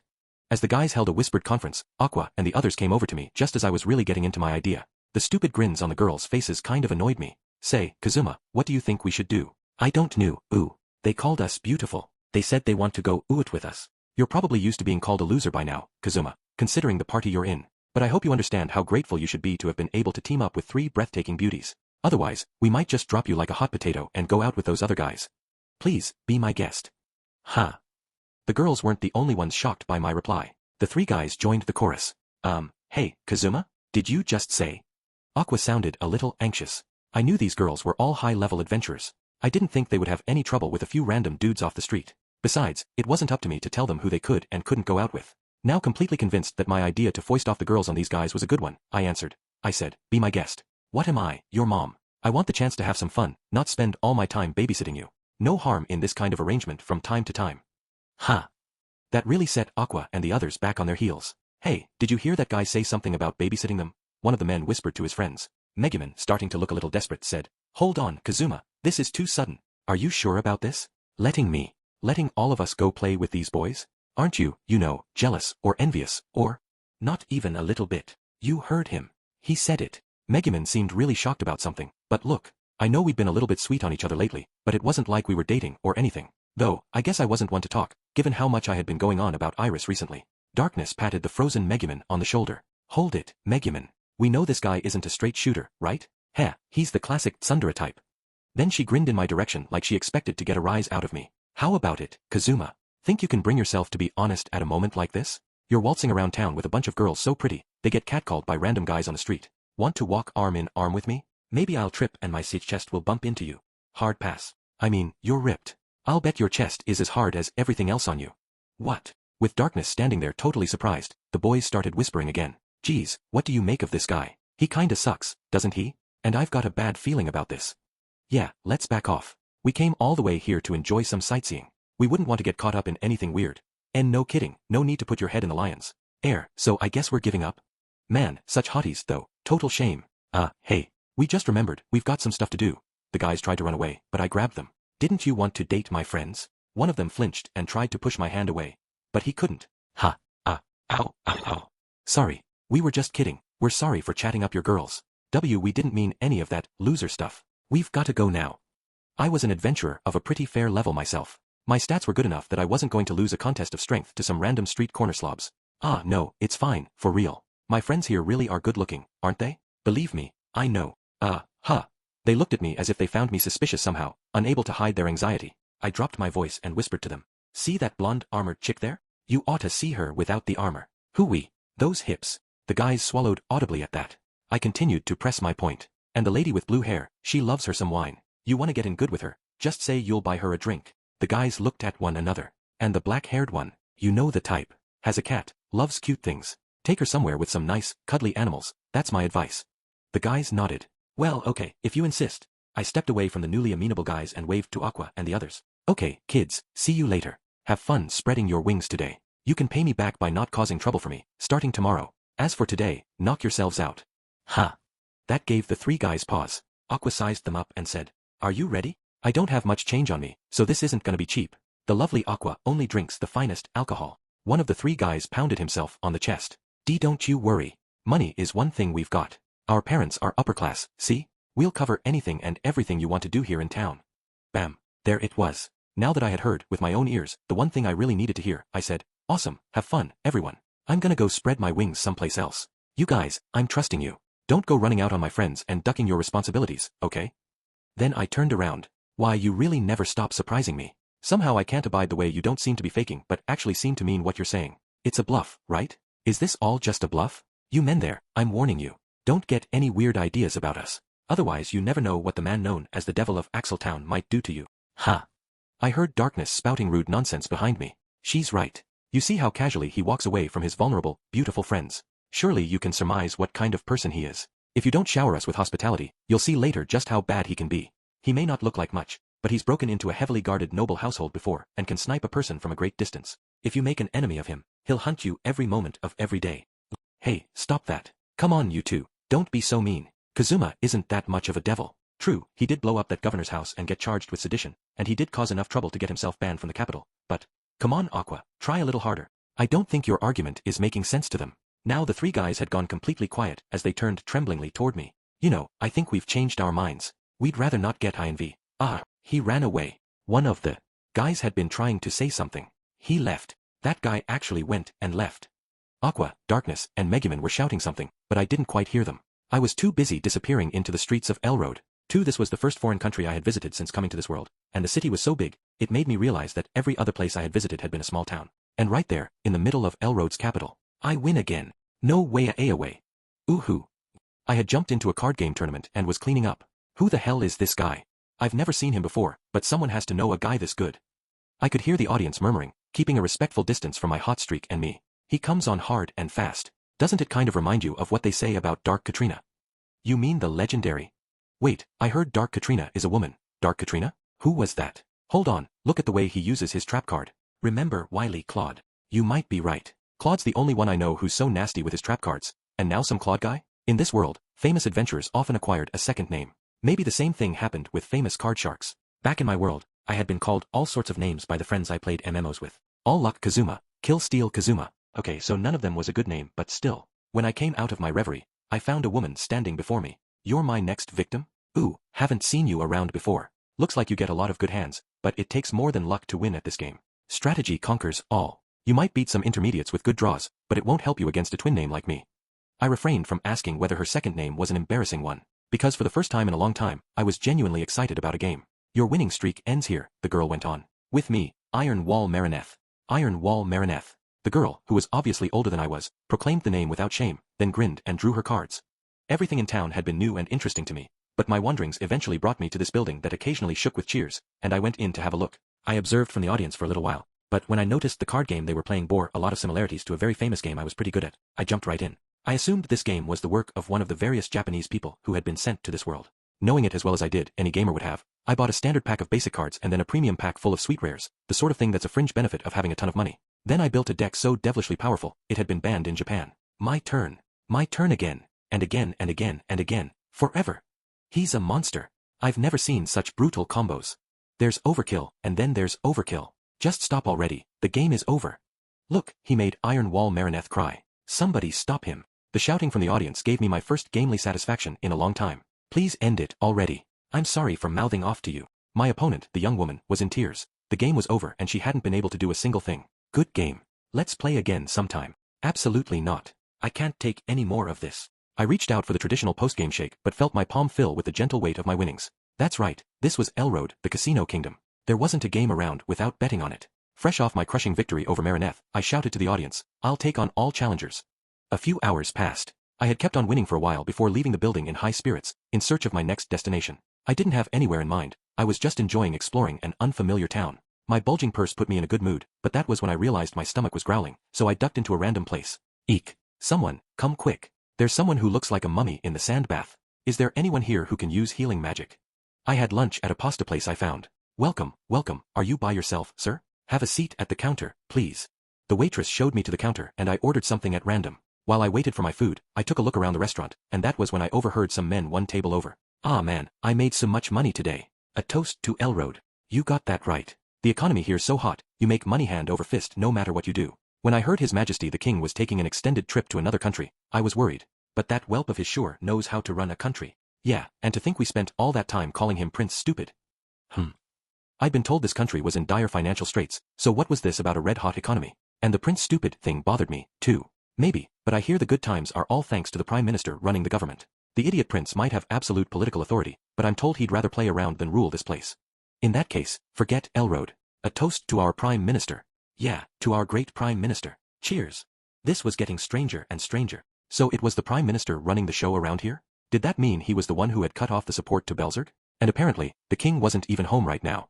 I was told the prince was about Iris's age. Was it normal in this world for kids that young to take on major political responsibilities? Back when I was Iris's age, I was busy being scolded by my parents for staying up all night playing games. I put the shop behind me and then, thinking of Iris by herself at our inn, decided to buy her a souvenir. The only thing was, I had no idea what sort of gift would make her happy. I had an inkling that she would act pleased no matter what I got, but it just didn't feel right to get the princess of your nation something too cheap. Hey, I heard this awesome entertainer is doing an appearance at Machelen. Machelen? You mean the unbelievably fancy department store? Do they even let entertainers in there? Who cares? Let's check it out. I hear she uses all their expensive merchandise for her tricks. Such was the conversation a couple of guys were having as they emerged from a certain small store. I glanced at the sign and saw that the place sold accessories, so I went in to see if there might be anything suitable for a souvenir there. "Hello," the clerk said without much enthusiasm. He sat behind the counter reading the paper, never even looked up at me. There was a lot of stuff in there, from handmade girls' necklaces to big bracelets that were probably aimed at men. I glanced over at the counter and saw a glass case holding stuff that looked like it was a cut above the rest of the baubles in the store. Maybe there would be something good in there. I was just searching for something that would look nice on Iris when... whoa. What's that? An earthquake? The clerk exclaimed, accompanied by an intense rattling of the entire establishment. I could hear the sound of an explosion far in the distance, and I felt that I didn't have to think too hard about its origin. Back when I had snuck into the castle, I had stolen Iris's ring. I still had it, and treasured it for sure, but it would be a little awkward to return it now. A new ring. That would be perfect. It was a little ironic, considering I was the one who had stolen the first one, but I was uncomfortable just leaving the poor girl ringless. This would let me return the ring, in a way, even if it was a different one. And so it was decided. I would get Iris a ring as a souvenir. I went over to the glass case, hoping to buy the most expensive ring they had, but when I looked inside, I didn't see a single ring. Hey man, don't you sell rings? Expensive ones, ideally. Rings? We don't handle anything that fancy. The only rings we have are the kids' toys over there. The clerk, who had jumped to his feet in surprise at the shaking, pointed to a corner of the store. All that was over there were cheap trinkets for a few hundred Eris apiece. Maybe not the sort of thing you should be giving a princess. Then again, I just got into this town and had no idea where to get fancy accessories, so what was a man to do? Wait, that was it. I would buy one of these, and if I didn't find anything better, then I would give it to Iris. Gimme this ring, mister. I dropped my new purchase in my pouch and set out again. 3. So you're back. And how was your sightseeing? It was evening. The setting was the same place we'd split up that morning. When I got there, my friends were already waiting for me. Aqua was looking pointedly away from me, while Darkness was blushing contentedly. And as for Megumin, she was getting a piggyback ride from Darkness and looking rather gratified. As for the 3 guys who were supposed to be the ladies' escorts, well, one was missing. And of the 2 who were left, one was just sitting there, looking shell-shocked, while the other hugged his knees and shook and mumbled to himself like a textbook trauma patient. I think I'd be better off not asking. Megumin took one look at me and seemed to immediately know what I was feeling. Kazuma, I doubt you want to know, but would you hear us out? Sure. I've got no choice. I casually let my gaze slide over to Darkness, who seemed to be in a great mood. Ahem. Let's begin with the one who isn't here. When he heard we had only just arrived, he suggested we start our day by going to a fancy spa to relieve the stress of travel. Oh ho. Darkness picked up the story. Wouldn't you know it, when we arrived, it turned out this spa had sand baths, and you know how much I love sand baths. They're a wonderful form of relaxation where you put on an outfit called a yukata and lie back and they cover you with warm sand. But that man, I don't know what he was thinking, but he was right behind me. Then he said, alright, I'm gonna impress sweet Lil Darkness by showing her how long I can stay in this bath. And I couldn't resist rising to the challenge. Before we knew it, Megumin said, the young man had passed out. When the staff noticed, they rushed him to the hospital. So that was one down. Next, I looked at the shaking, muttering guy. Megumin glanced uncomfortably to one side. About him. He said he would show us his special place. That place turned out to be a river some ways out of town. And, then he says, have a look. It's a famous local tourist spot, the Duction Farm. Aren't they cute? He says, and shows us a whole flock of Ductions. Well, you know how high in XP Ductions are. They were all bunched up. What could I possibly do but take them all out with an explosion? It seems the shock was too much for him. He'd been eager to show them a whole flock of Ductions, just to see the lot of them blown to bits before his eyes. I shifted my gaze from the shaking guy to Aqua, who was trying to look as if she had nothing to do with any of this. She wasn't doing a very convincing job. And ahem, as for Aqua, Megumin didn't quite seem to want to say it. At her words, the paralyzed guy suddenly jumped to his feet. This lady drinks all the wine at the most expensive place in town, gets totally wasted, and then she goes, I'll show you all my amazing tricks, and starts doing party tricks using the nicest stuff in the store. And I mean, they were awesome tricks. Just killer. But there's got to be a catch. I mean, if you put a handkerchief over a grand piano and make it disappear, it's got to go somewhere, right? A handkerchief can't even cover a grand piano. So she'd been up to her old tricks again, literally and figuratively. They sounded really interesting, though. I would have to have her show me sometime. Then I got the bill for the piano and all the other stuff she used in her little show. And then the one for all the Ductions on the farm. I've been begging these people to pay for something, even half, but, no, wait, my parents are gonna kill me. Please. Just a third. I put my fingers in my ears and started running in the other direction. How did you like Elroad? Were you able to spread your wings a bit? Iris asked when we got back to the inn. I've started building my own legend in this town, I said. And incidentally, these girls are sort of legendary in their own special ways now. Iris gave me a quizzical look. I guess she didn't get it, but a look at the faces of Darkness and the others told her she was better off not asking. That same Darkness said, well then, Lady Iris, as I'm sure you're much fatigued from all your preparations today, let me suggest you go to bed early so you're ready for tomorrow. I've instructed the servants to bring your food to your room so you can just relax. Please have a pleasant rest and get your strength up. When had she gotten so polite? I think it's still rather early. Not that I don't agree that I have to be ready for tomorrow's proceedings. She still looked a little puzzled. Darkness put on a somewhat theatrical expression of remorse and said, Lady Iris, you have an immensely important meeting tomorrow. Today of all days, you must not stay up late. You'll need as much rest as you can get so that you will be all the more radiant tomorrow. I see. Okay, I'll go to bed early tonight. She glanced at me but headed to her room. Darkness immediately clapped her hands. Excellent. Now, what say we all turn in as well? Big day tomorrow. I know it's a little early, but bodyguards have to rest when they get the chance.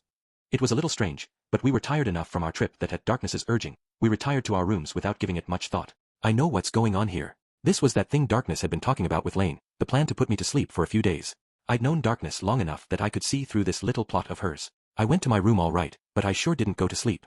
I was watching. Who knew what she would try to pull?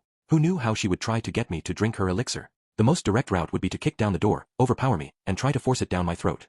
but there was always a chance I would fight back. I had thought she might try to spike my drink at dinner, but then we all went out to eat. If she was going to make her move, it had to be tonight, but what would it be? It happened as I was sitting there trying to read Darkness's mind. Kazuma, are you awake? There she was, knocking at my door. It was just past 8 o'clock, and even for a world where people tended to go to bed and get up early, it was hardly time to be asleep. Sure I am. It's not locked. Come on in. Man, what did she take me for? Did she think I would just roll over and let her give me a sleeping potion? I didn't know what she had in mind, but I would start by taking the initiative and teasing the crap out of. At that instant, everything that had been in my mind vanished. Oh, okay. I'm coming in, then. I just want to talk a little. All because of the unbelievably revealing negligee Darkness was wearing. Darkness came in and set an oversized bottle of alcohol down on the table in the middle of the room. Looked like I was the one who'd underestimated my opponent.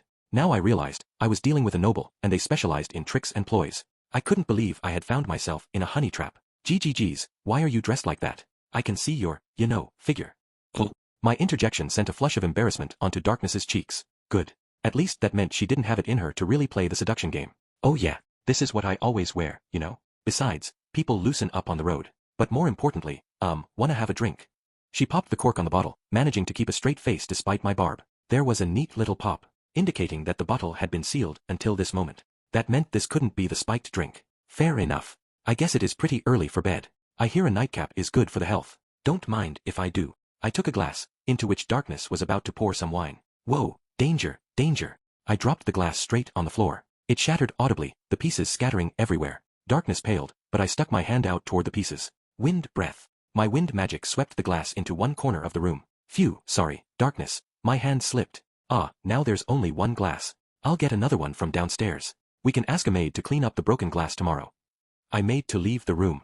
Wait, Kazuma. Look, we need just one glass, right? I only ever meant to pour for you. You work so hard all day, I wanted to take care of you for once. She had a grip on the hem of my shirt. For a noble who should have specialized in tricks and plots, she sure was a terrible liar. Oh, and how exactly did you want to take care of me? Do I look that tired to you? Me, the guy who sleeps all day. No, I mean, we just beat another general of the Demon King the other day. I know we've done that a lot, but it's hard work, isn't it? Darkness was flustered, trying to come up with some kind of excuse, but she composed herself and looked seriously into my eyes. I was just thinking, it's all because you brought us together as our party leader. I know we do nothing but cause trouble for you, Kazuma, but I wanted to thank you. With that, she gave me a really genuine smile, with no hint of anything behind it. So that was how nobles operated. They mixed a little truth into their lies. But I wasn't that naive. I almost caved for a second there, but I'm a serious guy who's careful to doubt everyone he meets. I gently took Darkness's hand, the one that wasn't holding the bottle of wine. I should be thanking you. I'm a mere adventurer, the weakest class.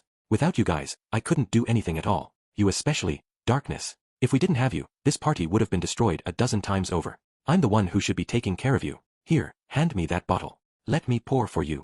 Wah. As I took the hand holding the bottle, Darkness made a sound like she knew I'd seen through her. But when she registered that I was trying to take the drink from her, she said, No.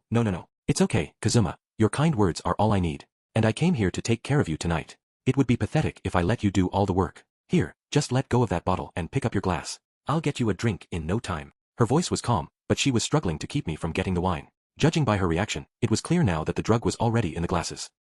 No way. I can't have a distinguished noble like you pouring wine for me. You've got to rest sometimes, young lady, or otherwise, we're going to the castle as bodyguards tomorrow, right? You'll make some awful mistake, I'm sure of it. I can hardly go around acting all informal with you in public. Resisting me even more firmly, Darkness finally showed her hand. Oh, come on, let go. You've never spared 1 ounce of concern for my well-being. Don't act all deferential now. Hell, you called me useless, just on the way here. Practically every day, you say I'm a worthless woman who can't come through when it counts, but I'll have you know that Crusaders focus on defense, so of course we don't do anything flashy. You let go. I know you didn't have any intention of taking care of me at all tonight, but if you insist on pretending, then I'd be a lot happier with your body than with some wine. There's something funny in this glass. I just know it. If there isn't, then drink from it yourself. Neither of us would give in, and it descended into a childish argument. HRK, there's nothing funny in there. I swear there isn't, but I'm not going to drink from it. This wine is my special gift to you. I see, so you want my body more than some wine, eh? Fine, if you're so sure, then it's all yours. Get on the bed. Ooh, lashing out at me just so you don't have to admit you were trying to drug me. Real nice. Fine, if you're so sure, then I'll let you take care of me. Darkness and I, now that we'd both thrown down the gauntlet, and in a state of high tension, moved over to the bed. I knew that for all her filthy talk, this broad always chickened out when it came down to it. I tore off my shirt and lay spread eagle on the bed. Well, come on. Damn you. Darkness looked away, unsure what to do with her eyes now that I was lying there shirtless. Ooh, what's the matter? I knew you were all talk. Young lady, I figured as much. You always call me incompetent and lazy and whatever else, but you're the one who gets all embarrassed with one little kiss on the cheek. Now you're in for it. Do you think I'm going to just sit here and let some commoner treat me like this? I always make good on my promises, so here comes your TLC. Almost before she was done talking, darkness charged at me. But then she didn't seem to know what to do with me lying there. Hey, you better not tell me that you had some dumb massage in mind or something. You know what I'm talking about, you and that filthy mind. Don't you say I have a filthy mind. I'm Lalatina Ford Dustiness. Whatever disadvantage I may be at, I will never run. Bam. The door flew open.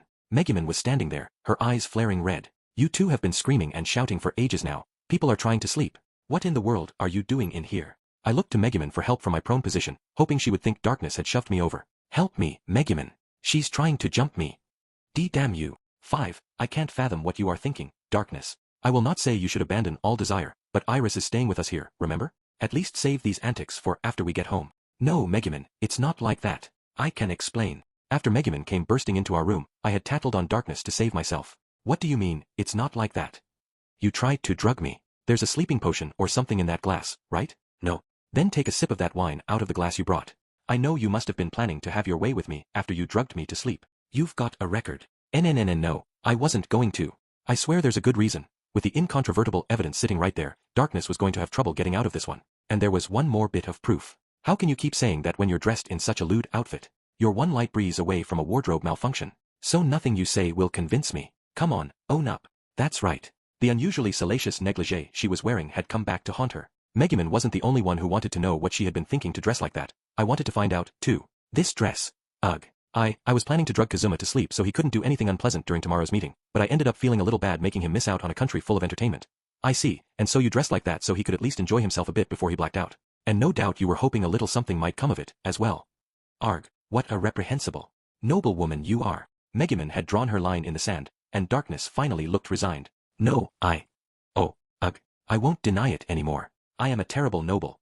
You truly are. If your dear father back in Axel heard you were up to such doings, what would he say? HFF. Come now, speak clearly. Megumin was really laying into darkness. Sometimes I wondered if she actually had a bit of a bully streak. Still lacking my shirt, I sat cross-legged in front of darkness and savored the moment as she was forced to sit formally on the bed. Gosh, I can't believe you. I'm not so stupid that I would do anything that isn't for Iris's benefit, okay? I'm not going to suddenly attack her fiancé or whatever, so relax. I just hate to see someone married off when they don't want to be. When you were about to be forced into tying the knot with that lord, I rescued you, right? Maybe darkness was thinking about the time I had come to help her, because her ears flushed a little. If this is really what Iris wants, then I have no intention of getting in the way. What I don't want is for someone to force themselves into a match they aren't interested in, just to sacrifice themselves. Especially not when it's someone I know. It kind of bugs me to see a female friend of mine go to another guy, even if she isn't someone I want to date or whatever. That's quite a pronouncement, coming from the man who abandoned us to 3 strangers this very afternoon. She's right. I'd love to see what's going on in that dense head of yours. That was because I trusted you. You girls aren't so easy that you'd go running off with some random guys who picked you up on the street, are you? The faces of Megumin and darkness flashed with conflicted emotions, and they looked at each other uncomfortably. This man can be quite beyond the pale at times. What a thing to say, when he does whatever he feels like. Absolutely. For someone who looks like he'd run off with any pretty thing on 2 legs, he's got a lot of nerve. Geez, sounds like they don't trust me at all. Though to be fair, while I was off on my own that afternoon, I did check to see if there were any good, shady shops like a branch of the Succubus Service Palace. Darkness got to her feet with a touch of exasperation. Fine. I won't say another word. I guess I don't really have the right, seeing as I've turned down matches myself so often. If anything happens, I'll take responsibility, so you do whatever you want. My house, and I will back you up. I like the sound of that. Hey, that Lady Claire said the same thing. With 2 big noble houses behind me, I can cut loose a little. When I showed her the signet pendant, darkness exclaimed in surprise. Lady Claire entrusted something like that to someone like you. Do you even know what that is? No clue, but judging by your reaction, at least I can guess that white-suited lady trusts me more than you do. Maybe darkness was chagrined to hear that, considering she had known me so much longer than Claire had, because she took a similar pendant from around her neck. Kazuma, because I do trust you, I'm giving you this. What? If you're gonna give it to me, then skip the drama and hand it over. Come on, Lego.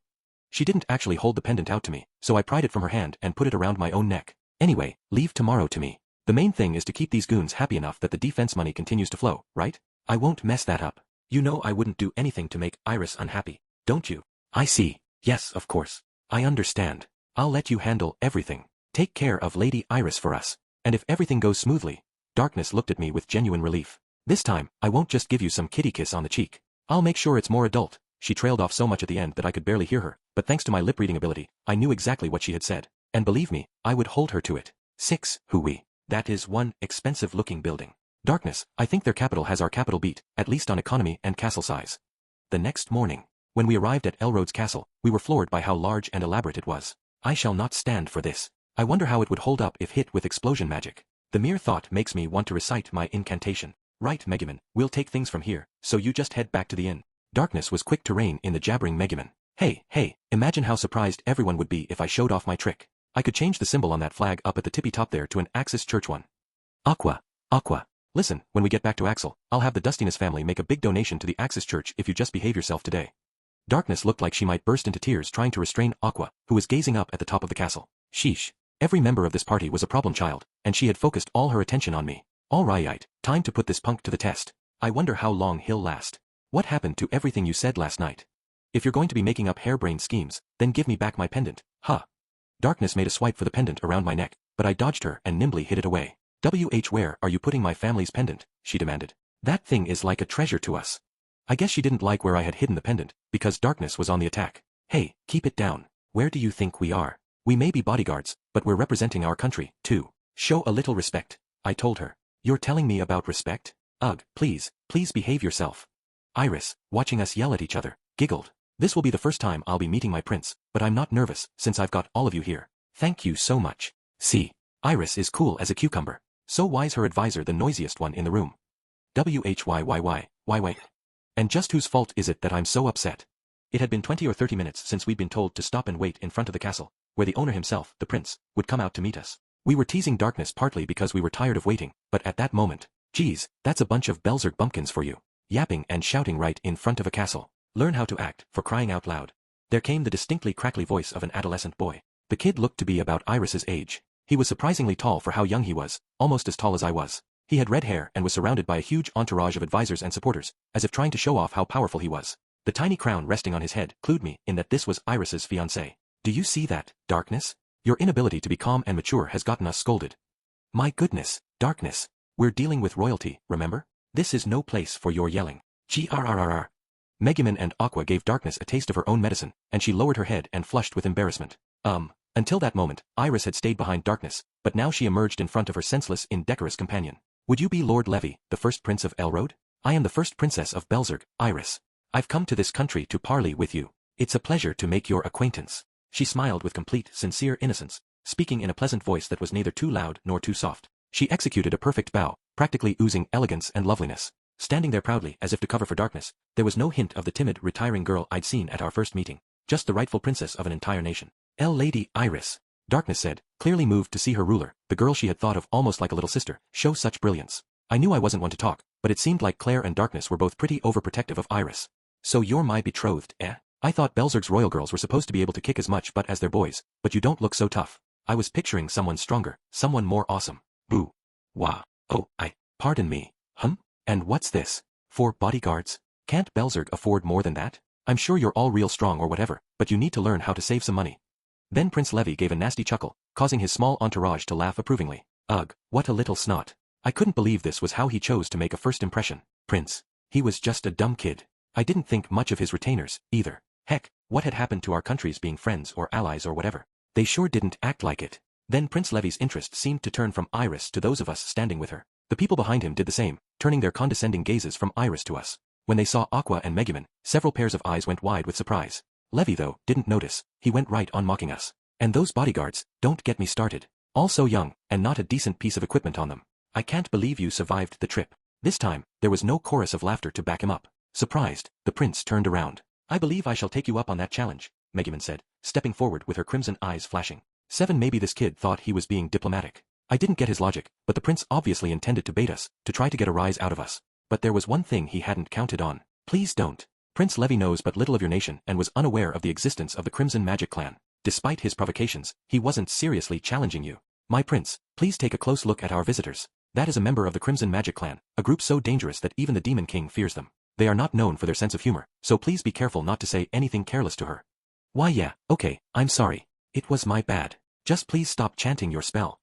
At the desperate urging of his retainers, the prince, looking spooked, apologized to Megumin. I will overlook your behavior this one time, but next time I shall not be so forgiving, eh? My name is Megumin, master of explosion and slayer of many generals of the Demon King. You had best not raise my ire. We understand that very well now, Lady Megumin. Rest assured.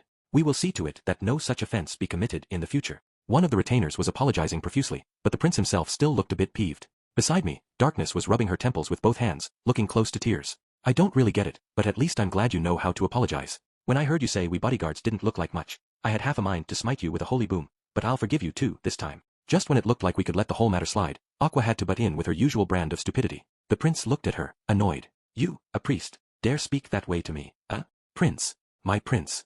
This is a follower of the Axis Church, and the blue color of her hair suggests she is quite devout. Followers of this church are more dangerous than a leisure girl, harder to shake off than the undead. One of the prince's retainers whispered a very well-warranted warning just as the boy was about to switch his target to Aqua. Excuse me, but I'd appreciate it if you wouldn't talk about the Axis Church like we are friends with leisure girls and undead. Apologize for talking about my sweet lambs as if they are monsters. Aqua was a monster, all right, a monster complainer. The prince, thoroughly cowed, turned a nervous look on Darkness and me. The whispering with his attendant continued. So let me guess, Blondie, there is something special, too? The young woman you see there is the noble Lady Dustiness. Hailing from a noble family known as the King's Shield, she comes from a long line of powerful knights. I can't recommend making an enemy of her. They weren't trying to hide their mouths, so Reed Lips made their conversation as clear as day to me. Then, naturally, the prince's gaze fell on me. And what about the pathetic-looking guy? I've never seen or heard of him. I assumed he was just along to carry their bags. Oh, they were gonna pay. Just when we were all struggling for a way to wrap things up. What is all this commotion about? A man emerged from the castle. He seemed perfectly ordinary, but one glance at his elaborate clothing made it obvious he was a bigwig around here. He looked more dignified than the prince as he walked forward, almost seeming to float. My Lord Prime Minister, one of the retainers said. Ahem, you see. Well, that explained who he was anyway. He must be the guy people had been gossiping about in the restaurant the day before, the Prime Minister leading the country by the nose. As everyone else hurried to suck up to him, Iris composed herself and said, Greetings. I am Iris, first Princess of Belzerg. It is an honor to meet you. Well now, this here is far cuter than anything I expected to see from the royal family of Belzerg. I am Lugcraft, humbly serving as Prime Minister. I look forward to a productive meeting with you. All the chatter had died down the moment the Prime Minister appeared. He greeted the rest of us solicitously, then turned and started walking away. We heaved a collective sigh of relief and followed him. If you will, Lady Iris, you and your company may follow me. Preparations for your reception have commenced. At that exact moment, Aqua wandered up to the man and gave him a nonchalant pat on the back. Yais, priest? Can I help you in some way? Aqua cocked her head. I don't quite know why, but you sort of bug me, mister. You don't have the stink of a demon, and you don't feel like an undead. Hey, mister, you wouldn't happen to be consorting with demons, right? Or keeping a feral undead as a pet, maybe. Darkness immediately started bowing and trying to cover. I'm so sorry, Lord Lugcraft. This person is a follower of the Axis Church, a group of known crazies. That caused Aqua to try to slip away from the hand Darkness was using to restrain her. Ah, well, an Axis follower can hardly be blamed for acting irrationally. Please don't worry. It truly doesn't bother me. But ever since Aqua had touched him, the Prime Minister's expression had been strained. I beg your assistance in this matter. Iris, who had been conferring with the Prime Minister, spoke in a voice that could be heard all throughout the audience chamber. Just as the Prime Minister had told us, we found ourselves welcomed when we entered the castle. For a party in a big, economically powerful country, the reception seemed weirdly low-key. Your begging may be for naught, I'm afraid. Our nation is up against a financial wall. Just look at this party.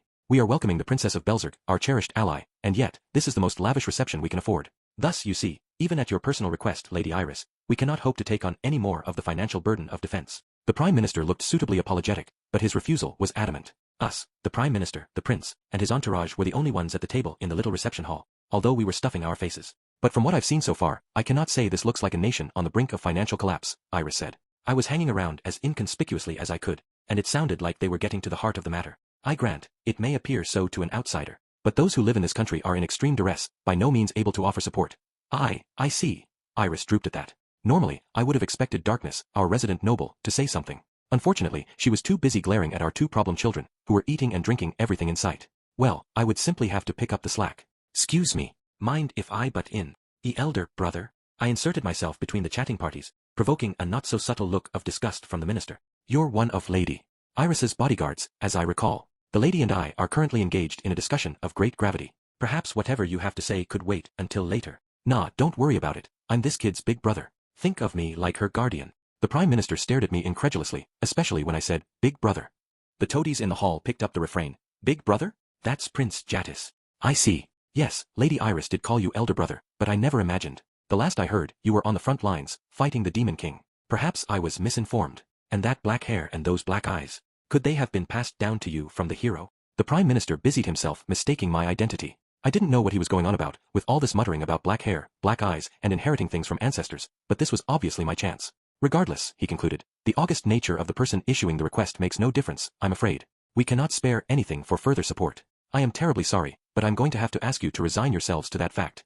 He sounded especially emphatic, like he was a little worried about me. I should have known we weren't going to get anything out of the Prime Minister. But that still left. I see. Iris, in that case, let's go ask Prince Levy. I assume you have no objections if the prince himself says he'll give us the money. What?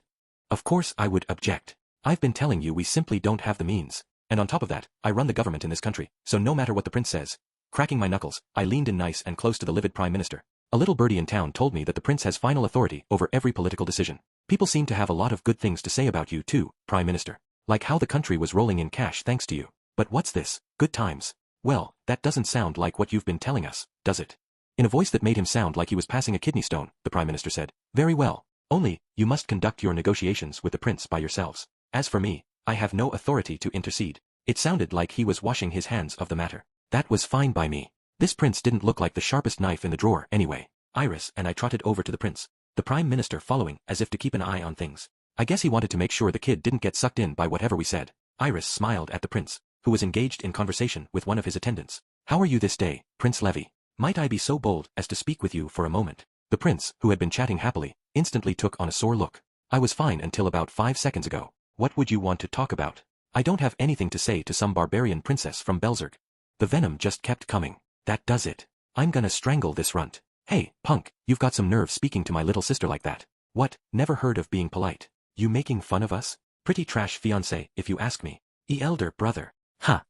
How dare you, you dumb, ugly, elder brother. Iris grabbed me by the arm and dragged me to a corner of the room. Elder brother, please. Please don't let your temper get the better of you. Our nation desperately needs defense money as well as funds to go on the offensive. Otherwise, we won't even be able to pay rewards to adventurers. Please, for my sake, bear with him, will you? Looking into Iris's beseeching eyes, I pushed down my boiling anger. I guess I can't say no when you put it that way. As for the prince, he was holding a whispered conference with his prime minister and entourage. I assumed they were explaining to him who I was. Or at least, who they thought I was. Phew, look, sorry about that. Having your little sister mocked right in front of you just strikes a nerve, you know? I mean, it was kind of your own fault, but we're willing to let bygones be bygones. I was this close to sicking my crazy Crimson Magic Clan member and nutjob Axis follower on you. HRK. Yeah, I went a little too far myself. Let's just say it's water under the bridge. What a delightful reaction. I guess he knew enough to be afraid of the Crimson Magic Clan and the Axis Church. This was a good chance to ask him about the money. Iris seemed to pick up on what I was thinking, because she gave me a little nod and looked at the prince. In fact, your majesty, we wish to speak to you regarding the matter of money for the defense. Iris had hardly finished speaking before the prince said, impossible. There was no sign of the cowering boy from an instant ago. Suddenly, he carried himself like a prince. Lovecraft's given me the details. There can only be, and has only ever been, one answer, and that's absolutely not. So this was what it meant to find yourself adrift and helpless. If I may ask, why not? Without your support, Belzerg will be overrun by the Demon King, and once he has conquered us, Elrode will be his next target. Oh, you don't need to worry about that. I've already got it covered. Our nation doesn't plan to resist the Demon King, so I can hardly go around handing out money to fight him. What? What do you mean, your majesty? What's to become of the alliance between our nations? We have our own stuff to deal with. If you want to continue the alliance, fine, but the main thing is not to aggravate the Demon King and his army. Oh, and you can go ahead and consider the engagement annulled if you want. It was really my parents' idea, anyway. I never wanted to get married to some barbarian princess from stupid Belzerg. What self-respecting guy would marry a girl who was stronger than he was? 1 second. That's approximately how long I thought I saw a happy look pass over Iris's face, but then she dissolved into tears and grabbed the prince by the chest with both hands. I don't care one bit if you call off our engagement. But without that money, get as angry as you want, I don't care. If you're half the royal you say you are. GLRGH. Wait, stop, I can't be R. Stop, hold on. Iris's hands were around his collar now, the prince's face turning white before our very eyes. His attendants were in an uproar. Cough, hack. Geez, you really are a barbarian, the prince declared, his own eyes brimming now. I was right not to marry you. If you're all done talking, then get the hell out of here. Very well, Iris said, her head drooping. The prince grinned. Yeah, then, I shall return tomorrow, she announced before he could finish. Ha! That caught him off guard. Iris puffed out her little chest proudly. I shall speak to you again tomorrow. And not only tomorrow, the day after that as well, and the day after that. I shall speak to you until you agree to support us. The prince's jaw fell open as Iris stared him down. Well, just you try, he said, collecting himself. Iris grinned from ear to ear when she heard that. Yes, your majesty, I certainly will. And with that, she took my hand and spun on her heel. the prince shouted from behind us. Hey, starting tomorrow, you only get one bodyguard. Don't bring your crimson magic whatevers or your axis sonsos, and leave that dustiness girl home, too. Just that wimpy-looking brother of yours. It was all the resistance he could offer. Chapter 4 Praise for this martial princess. 1 The next morning, Iris and I were seeing everyone off in front of the inn. Then, Kazuma, we'll see you later. I'm gonna win today. I can feel it. When I had my tea, there was a stock floating upright in it, and that's good luck. I saw you, Aqua. You just kept pouring cups for yourself until you got a lucky stock in one of them. Aqua was headed to the casino. Megumin was going off on her own. She said there was a place she wanted to find. Kazuma, I'm trusting you with Lady Iris. Much as it irks me, the prince explicitly told me to stay away, so I guess I have to. I'm going to look around town and see if I can find something we can use as leverage. With that, Darkness also headed into town, and then, we will be going as well then. I swear we'll get that support money. Iris and I were going to the castle first thing in the morning to make good on yesterday's promise. Darkness beckoned me over. I'm sorry you have to deal with this, Kazuma. Normally, this sort of thing would be my job, but don't worry, I'll take care of it. I told you, I won't let anyone make Iris unhappy. Darkness nodded seriously at me. I'll be at the casino, kids. If I hit the jackpot, I'll buy you a souvenir, Kazuma. Aqua's remark was like a signal that sent us in our different directions. The prince had a little surprise in store for us when we got to the castle. I'm sorry, but what do you mean, en garde? We had been ushered onto a training ground. Why so shocked? As far as I'm concerned, our negotiations ended yesterday. You insist on continuing them, but I don't see the point. Then he gestured toward the knights in the training area. I do, however, love a good melee. If you can beat all my minions here, I'll hear you out. Fair. I accept, Iris said immediately. Then she drew her sword as if it was the most natural thing in the world and stood in front of the prince with a big smile on her face. I was supposed to be the bodyguard around here, but apparently, Iris meant to handle this herself. The knights, not expecting this slip of a girl to take up the prince's challenge, looked startled for just a second, then, Prince Levy, please let me handle this. No, let me. I'll teach this smart-mouthed little girl some respect. Hold on. I'm the weakest member of this brigade. It only makes sense that I should be her first opponent. The knights, miffed by what they saw as mockery from us outsiders, stumbled over themselves to get in the ring. The prince smiled indulgently. Hold your horses, guys. Say, you sure you're going to be okay? Not going to have your big brother handle this? He smirked at Iris. Iris casually lowered her blade and said, Don't worry about me. Elder brother need not dirty his hands with this affair. I will be more than enough to handle it. Well, everyone, come at me. That was beyond what the knights could take. She had said, everyone, and so, not even one-on-one? I know Belzerg is famous for fighting strength, but I think you underestimate us, princess. A man who looked like the knight's captain spoke to Iris, practically oozing killing intent. I certainly don't mean to insult you, but, well, I will take on any number of you at once, and I am prepared to do so at any time. The guy took the bait, and without even waiting for a signal to start, he raised his sword. Exterion. Iris's almost casual swipe knocked it clean out of his hands. But, gee, who said that? The laughing, raging knights were stone still now. You could have heard a pin drop on the training grounds. Iris, I said, if you ruin all their swords, this place won't be much good for training, will it? Here, there's a dull training blade over there. Use that one. Oh, you're absolutely right. I'm so sorry. I'm sorry. I didn't mean to destroy your sword. She looked genuinely apologetic. What? Said the guy whose sword she had cut in half. And no, please, don't bother your royal self about it. He still didn't seem to know quite what had happened. Everyone watched, troubled, as Iris pattered over to the wall and grabbed the blunt sword. Very well, everyone, you may commence. Her smile covered her whole face. See, could we speak to you now? Yes, by all means. The training area was strewn with battered knights. In the middle of it all sat the prince, as meek as a kitten. Iris, who didn't have a drop of sweat on her brow despite the immense violence she had just inflicted, drove the training sword into the dust of the floor and smiled at the prince. Thank you very much. In that case. Wait. I've told you I'll hear what you have to say, but I'm not promising support. Don't get ahead of yourself. Sure. Like a kid who loses a game of rock, paper, scissors and then says it's best of 3. Hey, Iris, all his knights are knocked out at the moment. No witnesses. I think this would be a great time to bury this little brat and go home. HRK. And no, elder brother, we mustn't. Then we wouldn't get the money. Iris objected, not on moral grounds but because we wouldn't get paid. My sweet little sister was growing up. 1/10, the prince said, almost in a groan. Wah? Iris asked, looking at him. 1/10. 4 starters. Ahem, you're not wrong that having the defense funds suddenly dry up entirely would be problematic. We'll continue providing 1/10 of the previous amount. Gee good heavens. With that little, we would hardly be able to. Iris was clearly distressed. The prince finally got a chance to wear a triumphant grin. Well, you did put on a pretty good show for me, for a country bumpkin. Think of this as my way of thanking you. You want more cash? Then show me another good time. Very well. Please bring in the next group of knights. Then, the prince hadn't expected this and was quick to walk it back. Okay, no. You're not gonna just keep beating up my soldiers. I said show me a good time. A good time. Very well, you may borrow my treasured bamboo dragonfly for one day. Are you making fun of me? That's just a kid's toy, that's not what I'm talking about. The prince growled at Iris, thoroughly worked up. Tomorrow. Come back here tomorrow. I'll have an opponent ready for you who'll knock your socks off. If you win again, then I might see my way to a little more cash for you. Got it.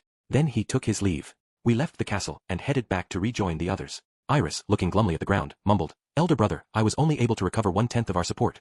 We had come here originally hoping to not only continue to get money for defense but to ask them for something extra for an attack. It was understandably depressing to have our budget slashed instead. Don't worry about it. One day, 1/10. Just keep going back every day, and in 20 days of threatening, talking with him, we'll have twice what we started with. That'd be a big success, don't you think? I was trying to cheer her up, and it worked. Iris looked at me, a smile blooming on her face. I can't help thinking it's not going to be that easy, but I do feel better. Elder brother, I hope I can count on you for tomorrow. You sure can. Just so you know, I plan to actually do something tomorrow. That was how our days of negotiating began. 2. Exterion. Why you're kidding, right? The shout echoed around the training room. It came, of course, from the prince. Ha! Looks like you misjudged my little sister's power. Believe me, no griffin is a match for Iris. Why, you're the one who got all upset, saying a caged griffin was cruel and unusual and against the rules. Lying before us at that moment was the body of the griffin, cut clean in half by a single blow. A griffin. A monster the size of a house, who had wings and could fly and sometimes even made off with horses or cattle. Body of a lion, head of an eagle. It was no dragon, sure, but it was still the sort of dangerous enemy that instilled fear in the hearts of most adventurers. Elder brother, I did it. Why, you sure did. That's my little sister. Nice work. Iris wandered over to me with a big smile on her face, and I answered with only a little hesitation. Prince Levy, so now you'll... Why yeah, fine. I'll give you more money, so put your sword away. Don't point that thing at me. He was nearly in tears. Iris let out a sigh of relief. Her smile disappeared, though, at what the prince said next. But not much more. Between yesterday and today, I'm willing to give you 15% of the support money. Alright, now show yourselves out. Impossible. At least make it 20%. I said not to point that thing at me. Yikes, stay back. Your sword is touching my cheek. Are you trying to threaten me? I couldn't blame Iris for unwittingly stalking closer to him with her sword. Threaten you? No, I'm only negotiating. Then put the sword away, the prince wailed, but in spite of this display, he was enough of a ruler that the threat didn't work on him. I'd assumed he was a nasty little twerp, but maybe he actually had some guts. Still, he constantly looked down on us as bumpkins. In that case, how about a contest with me, then? We had to wound his pride, that's it. Why would I want to have anything to do with you? Now, don't get the wrong idea, okay? I've done in a laundry list of the Demon King's generals. And seeing as your knights and your griffin couldn't even beat my little sister. I guess maybe if you brought in a dragon. Having had his bluff called, the prince gulped audibly, but Iris, who knew exactly how strong I was or wasn't, was looking at me like I was crazy. Please stop gawking at me like that. My heart can't take it. What I'm proposing is, let's play a game. You run a whole country of casinos, so you must be a betting man, am I right? Last night, after I got back to the inn, Darkness had told me everything she'd learned about the prince that day. According to her, this kid adored gambling and games of chance. It only made sense. Elrode was built on casinos, after all. You want to challenge me in a game? And I suppose if you win, you plan to ask for more money. Yeah, pretty much. You know about doubling down, right? Going double on the stakes after you win a bet? That's what I'm suggesting for you and me. I'll give the prince a bit more credit. He was quick. He picked up on what I was doing right away. Darkness's information said he hated to lose. She might not be much use in battle, but for little daily tasks like this, she was surprisingly useful. Incidentally, as for the other two, one of them had wasted all her allowance at the casino, while the other went back to the Duction farm and used some cash Darkness lent her to hunt the remaining monsters. She was pretty pleased about it. I didn't expect either of them to be much use in the immediate future, so I let it ride. The prince thought for only a moment before he nodded. Alright, if I lose, I'll boost you up to 20%. And if you lose, what will you give me? Crap, I hadn't thought about my bet. If an entire nation was asking for money, it wasn't going to be pocket change. I had to come up with something just as valuable. Okay, I've got it. If you win, my little sister will give you a shoulder rub. I'll do my best, elder brother. How stupid are you? No one would want that. Money talks, elder brother. Pony up some cash, or at least offer me something valuable. I didn't have cash, that was why I was resorting to this. Iris hesitantly took something out of her pocket. In that case, if we should lose, I would lend you my flying spinner for 3 days. I told you, I don't care about some dumb toy. That looked like the flying spinner I'd given her ages ago. I guess it still meant a lot to her. How about this? When you do lose, you get 0 support money. Not a little less or whatever, just nothing. I'm only entertaining you here because you supposedly came to negotiate, so surely you can agree to that. I assume you'll be coming back every day, so fine. No matter how much money you pry out of me, if you lose even once, it's all gone. Still up to the task. He smirked tauntingly at us. So if we lost even one time, he would take all our money away. Pretty good move on his part. Or it would have been, if his opponents hadn't been Iris and me. Okay, sounds good to me, I said. I'll set the terms of the contest, then. The prince looked totally startled. Maybe he hadn't expected me to accept so quickly. As he watched, I took a single coin from my purse. I put both hands behind my back, then presented the prince with my 2 closed fists. The game couldn't be simpler. Guess where the 100 Eris coin is? You're betting everything on the most straightforward gamble in the world? Seriously, are you an idiot? You know you can't take this back, right? He looked at me with outright pity, but this time Iris spoke up. I get it, elder brother. You have incredibly good luck. So we might just... What? That brought a bead of sweat to the prince's forehead. But recognizing that he couldn't back out now, he stared at my fists for a long moment, and then, this one. No, this one. It's in this hand, he said, pointing to my right fist. Iris brought her hands together as if she was praying. The prince's eyes widened when he saw the smirk on my face. Buzz. Too bad. Dea Mimi iat.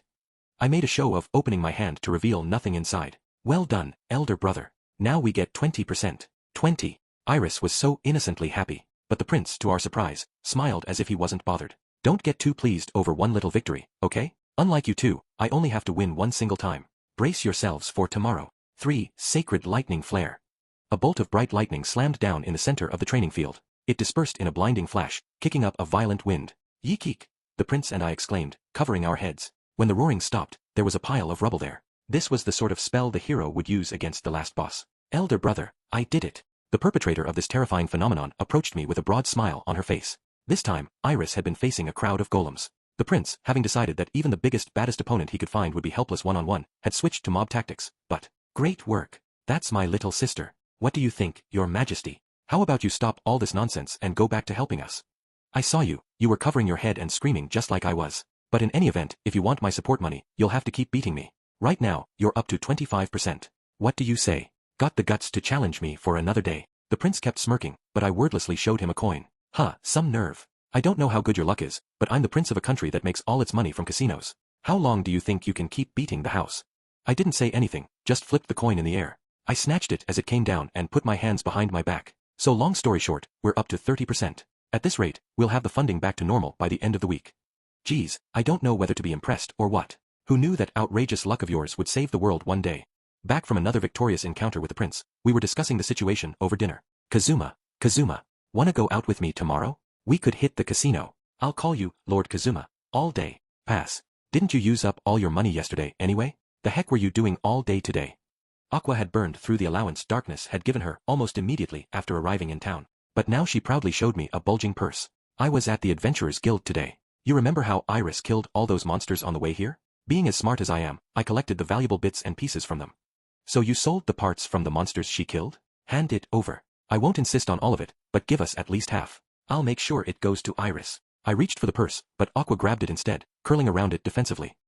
Elder brother. I'm not an adventurer, so I'm not eligible to sell monster parts. It's not that big a deal to me. Sorry, Iris. If you give this lady an inch, she'll take a mile. Aqua had apparently decided we were going to come after her, because she jumped up and got in a fighting stance. As she and I squared off, Megumin finished her meal, wiped her mouth, and said, I will go along to babysit Aqua tomorrow. Otherwise, I'm sure she would run up a huge debt at the casino.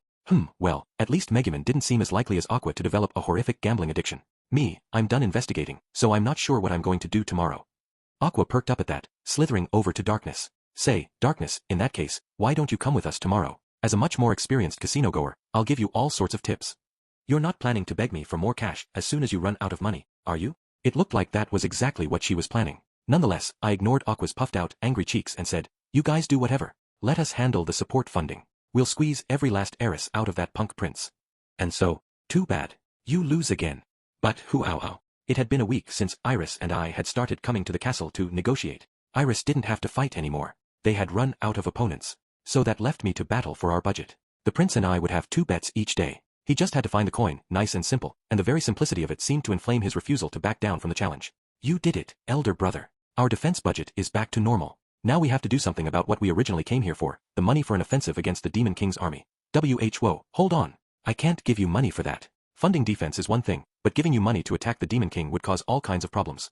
I'd assumed the prince would be game for another round of betting, but he was surprisingly adamant about this. Oh, so you're okay losing to me? You're okay with everybody knowing that the high and mighty ruler of the country of casinos got owned by some no-name outsider. But no matter how mercilessly I teased him, the prince only snorted.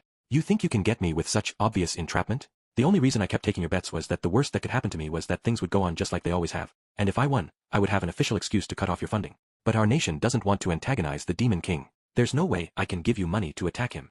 I was starting to think this prince was sharper than I had been giving him credit for. No choice. It was time to show my hand. You sure about that? You might win the next one, eh? Nonsense. I've lost every single one of our bets so far. I have no reason to think I would start winning now. What do you take me for? I'm the prince of the kingdom of casinos. His mouth fell open as if in slow motion. His eyes were locked on my right hand, which I held out, open, in front of him. A few minutes ago, he had bet on my left hand and lost. Elder brother, is it possible that the coin isn't in either of your hands and never has been? Iris asked, surprised, though not as surprised as the prince. You got it. You're a smart girl, Iris. I'll bet you remember what I said when I made that first bet, right? What you said? I think it was, the game couldn't be simpler. Guess where the 100 Eris coin is, right? Oh. Arg. The prince seemed to get it at the same time Iris did. Yep, I said where, not which hand. I was asking about the location of the coin, and I put it in my back pocket every single time. Wow, you're so shrewd, elder brother.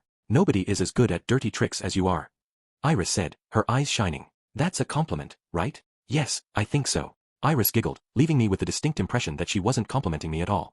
You low-born, filthy, son of a... How dare you pull such a cheap prank on me? Don't you consider your actions a blemish on the name of royalty? Not at all. Seeing as I wasn't a royal. One hissing, furious breath escaped the prince when he saw my reaction. Grr, this is why nobody likes country rats. Well, forget it. Shame on me for not seeing through your little ploy. I'm the one who's supposed to be the ruler of a country of casinos. I'll let you keep the money. He never did rise to our bait. I won't be moved, no matter how much you mock me. The money for defense will continue as before, but nothing more. That's absolutely the end of it. Though, to be fair, it was Lugcraft who said we needed to end your funding. Me, I just didn't want to get hitched to some girl from the sticks, so I went along with it. I regret that I never beat you, but hey, that was fun. He sounded so casual. Right, see you later, then. I'll be praying you can beat the Demon King. I was still trying to process something I had never thought he would say when the prince ushered us out of the room. And that's the story. I have half a mind to smack that kid around a little bit. Good. Well said, Kazuma. To think, a country like Elrode, whose only redeeming feature is its ability to bring in money, making light of a nation like our Belzerg, and to have dragged Lady Iris through this. I'll kill that little brat myself. Back at the inn, I was having a secret meeting with Darkness and the others. Iris had gone to her room by herself, clearly depressed. I do not have any objection, of course. I would be happy to assault a castle or whatever you wish. My minion she may be, but she is still my comrade, and I shall not stand to see her made fun of. No Crimson Magic Clan member would remain calm in light of this. I don't know what you're planning, but I got those monster parts from Iris. I'll help out, as long as it's not anything scary, okay? I discovered I had two very eager friends and one sort of eager, maybe, I wasn't sure friend. I'll make that little sod regret underestimating me. For quite a while now, I'd been nursing a plan we could use on the off chance we didn't get the defense money. Now it was time to fill everyone in. For morning. The sun poured in through the window, filling the dim room with gentle light. It was a beautiful day, a gorgeous way to wake up, but my mood had hit rock bottom. Let me out of here. What charge? I demand to know what charge you're holding me on. This is unwarranted detention. Aqua was shouting and banging on the bars despite the fact that it was the crack of dawn. That's right, we were in jail. Unbelievably, my perfect, flawless plan hadn't worked. The local authorities had detained all of us and relieved us of our weapons and equipment. The police building was made of stone, but considering the season, it was surprisingly warm. The jail itself was stone, too, with iron bars on the cells. Inside each cell were only two things, chains for subduing violent prisoners and a really crappy toilet, pun intended. Darkness was seriously bugging me. For some reason, she was just sitting there, not moving a muscle, staring at those chains and blushing faintly. A jail guard who was outside filling out some paperwork frowned at Aqua's commotion. Charges? I didn't think you'd be dumb enough to ask, but... You lot were sneaking around town in the middle of the night, then you used a huge magic spell that made a loud boom, and you thought no one was going to be upset. Megumin grabbed the bars of the cell. In the city I live in, the police just let me off with a warning. We don't want the local terrain to change too much, so maybe you could pick a more distant spot. And this is the very first time I've let off magic anywhere near this town. You people are awfully intolerant. Idiot. That makes your police the weird ones. Well, he wasn't wrong. The townspeople here all jumped out of bed thinking a battle was starting. The prosecutor will be here soon. Save your excuses for her. Just waking people up with some magic isn't likely to get you in that much trouble. My guess is they'll let you off with a fine. Pipe down until then. The night before, we had waited until everyone was asleep, then sneaked out of town, being careful to avoid the guards. Initially, I'd asked everyone to make a little noise just outside town, thinking that all we needed was a bit of a commotion at the castle. But Megumin started going on about how if there was a medium-sized hill nearby, she could make her explosion reach all the way to the castle. It was okay, she was used to it. I didn't really know what she was talking about, but we went with that. So we set off the blast, and in the ensuing chaos, I sneaked into the castle. I worked my way to the prince's bedroom, where I left a knife and a note by his pillow. The note read, "Foolish human, did you think that a simple declaration of neutrality would save you? When we have brought low vile Belzerg, you will be next. See. We make him think the Demon King's army wasn't interested in respecting any neutrals and scare him into joining our side. It was my specialty, cause a problem myself, then be the hero by solving it. This would put the fear of God, or at least of the Demon King, into him and might get him to cooperate. That was the plan, but come dawn, just as we could hear people waking up and starting their days, the woman appeared. She was impeccably dressed, with a face that screamed competence, her red hair tied back in a ponytail and her piercing gaze fixed on us. She reminded me of Senna, the prosecutor I'd met back in Axel. Senna had been as equally sharp-looking and scary. I wondered if she was doing well. A rumor I'd heard suggested she had solved a certain case and been welcomed back to the capital with open arms. This prosecutor hung her jacket on the wall, poured herself some tea or something, glanced at us in the cell, and then turned a wordless look on the guard. Who are these bums? She seemed to ask. Late last night, we rushed to investigate the use of explosion magic outside of town, and we found this lot running around, pursued by a gathering swarm of undead.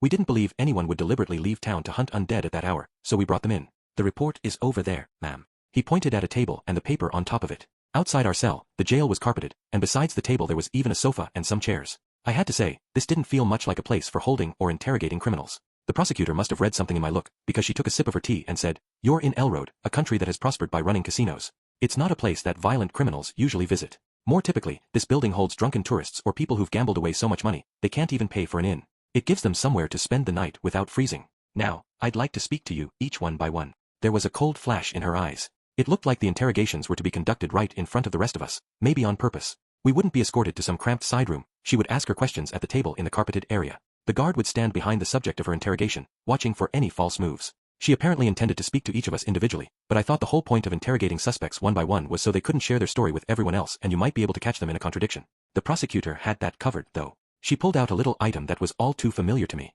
"Alright, I've got a few questions for you. Incidentally, this is a magic item that jingles whenever someone tells a lie. Thus, I'm afraid, any attempt to coordinate your stories is doomed to fail."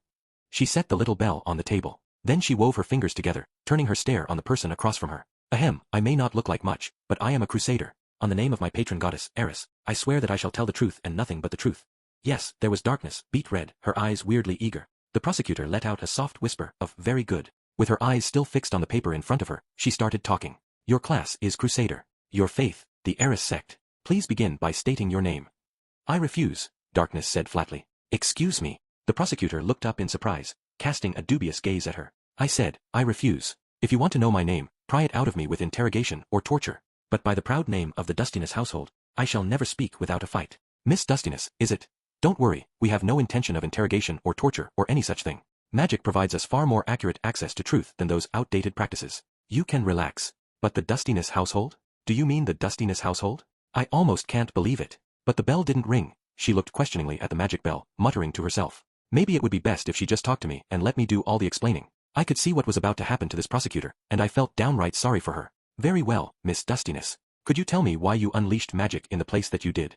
"I refuse. If you want me to talk, you'll have to wring every word from my battered, broken body." Darkness was still playing at resisting the questioning. What a lot of trouble she was. "You understand your refusal to answer could be taken as an admission of wrongdoing, yes? I told you already, we don't rely on outdated practices, but we aren't without some equipment here. I promise you, I don't want to use it. You needn't worry, you're not going to be punished too harshly. So don't make this any harder than it has to be. Just tell me what happened. I am authorized to use torture if, in my judgment, a suspect is hiding something germane to the case at hand. I advise you not to be rash about." "Yes, torture me. Do your worst. Please." Darkness shouted, leaning across the table. The prosecutor slid back a little. Then she looked at the bell. Of course it didn't ring. Her frown deepened. I believe I've heard enough from you. Next suspect. How could this happen? I might never have another chance in my life to be subjected to interrogation and torture. And it's over just like that. You need to stop making people's lives harder because of your own deviance." A deeply disappointed Darkness had come back to the cell in exchange for Megumin, who was next on the questioning list. The prosecutor already looked so tired, it was almost painful to see. She collected herself when Megumin sat down, though, fixing her with a fittingly stern glare and putting her hands on the table. "Now then, you're the one who actually let off the spell, correct? Your class is Archwizard, I assume. Please begin by stating your name." "My name is Megumin." The prosecutor didn't move and didn't soften her expression. "I'm sorry, what did you say?" "I said, Megumin." The prosecutor waited for the bell to ring. Which, of course, it didn't. At that, Megumin said, "Hey, if you have something to say about my name, then I shall hear it." "And no. I'm sorry, that was rude of me," the prosecutor said, startled. "Ahem. If I may ask, why did you use such a noisy spell in the middle of the night?" "I make it my business to let off one explosion each and every day. Back in Axeltown, I sometimes used the spell in the middle of downtown as a fireworks display." The prosecutor froze. But when she looked at the bell, still no ringing. Megumin hadn't exactly answered her question, but the prosecutor seemed more interested in this idea of one explosion per day. So what happens to you if you don't perform this daily explosion? I am loath even to think about it. I could all too easily picture myself simply going pop. I wondered what it meant to go pop. The prosecutor seemed to have the same question. She looked at the silent bell and muttered to herself. Why didn't that bell ring? Maybe Megumin really would go pop? Let's try a different question.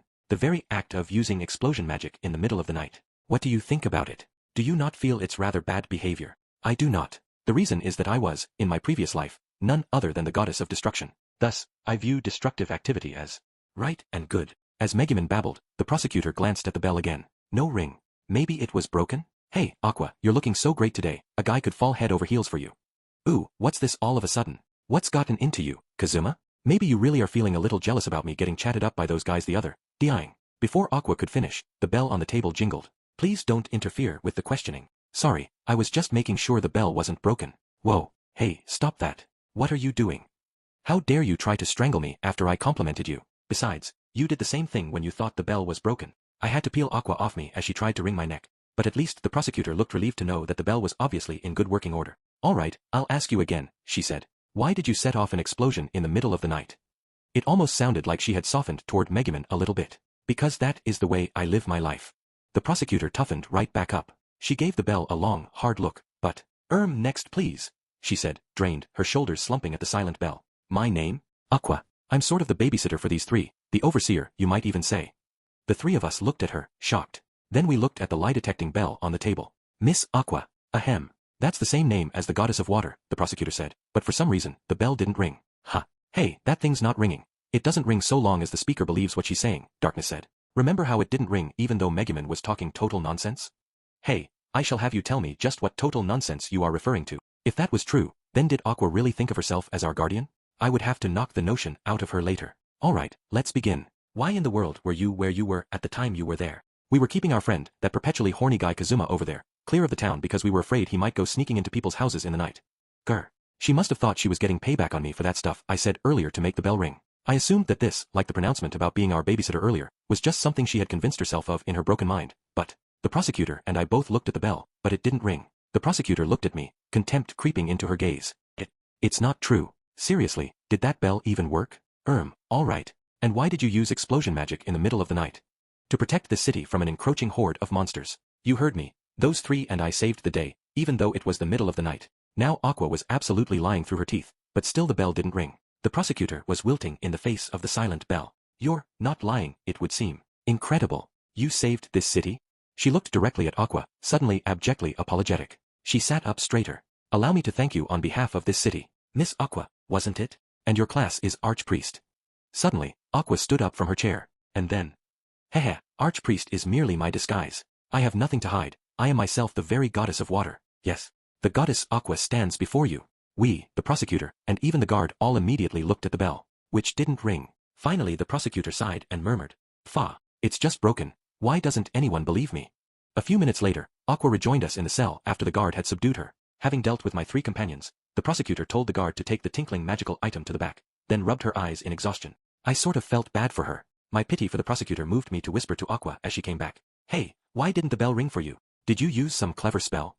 That bell detects the ill spirit that emanates from a person when they tell a lie, Aqua said. But I'm a goddess, remember? A little white lie here or there isn't enough to make evil emanate from me. And even if it did, my intense holy aura would wipe it out immediately. To make that bell jingle, I would have had to tell one hell of a whopper. She sounded completely nonchalant. Sometimes she was capable of sort of remembering she was a goddess and making use of her powers. I wasn't going to decide whether that was good or bad. Ha. So it has to be a really big, really serious lie to make the bell ring? But back at our mansion, you made one of those bells go off when you praised me. That would mean, all right, the last of you, over here, please.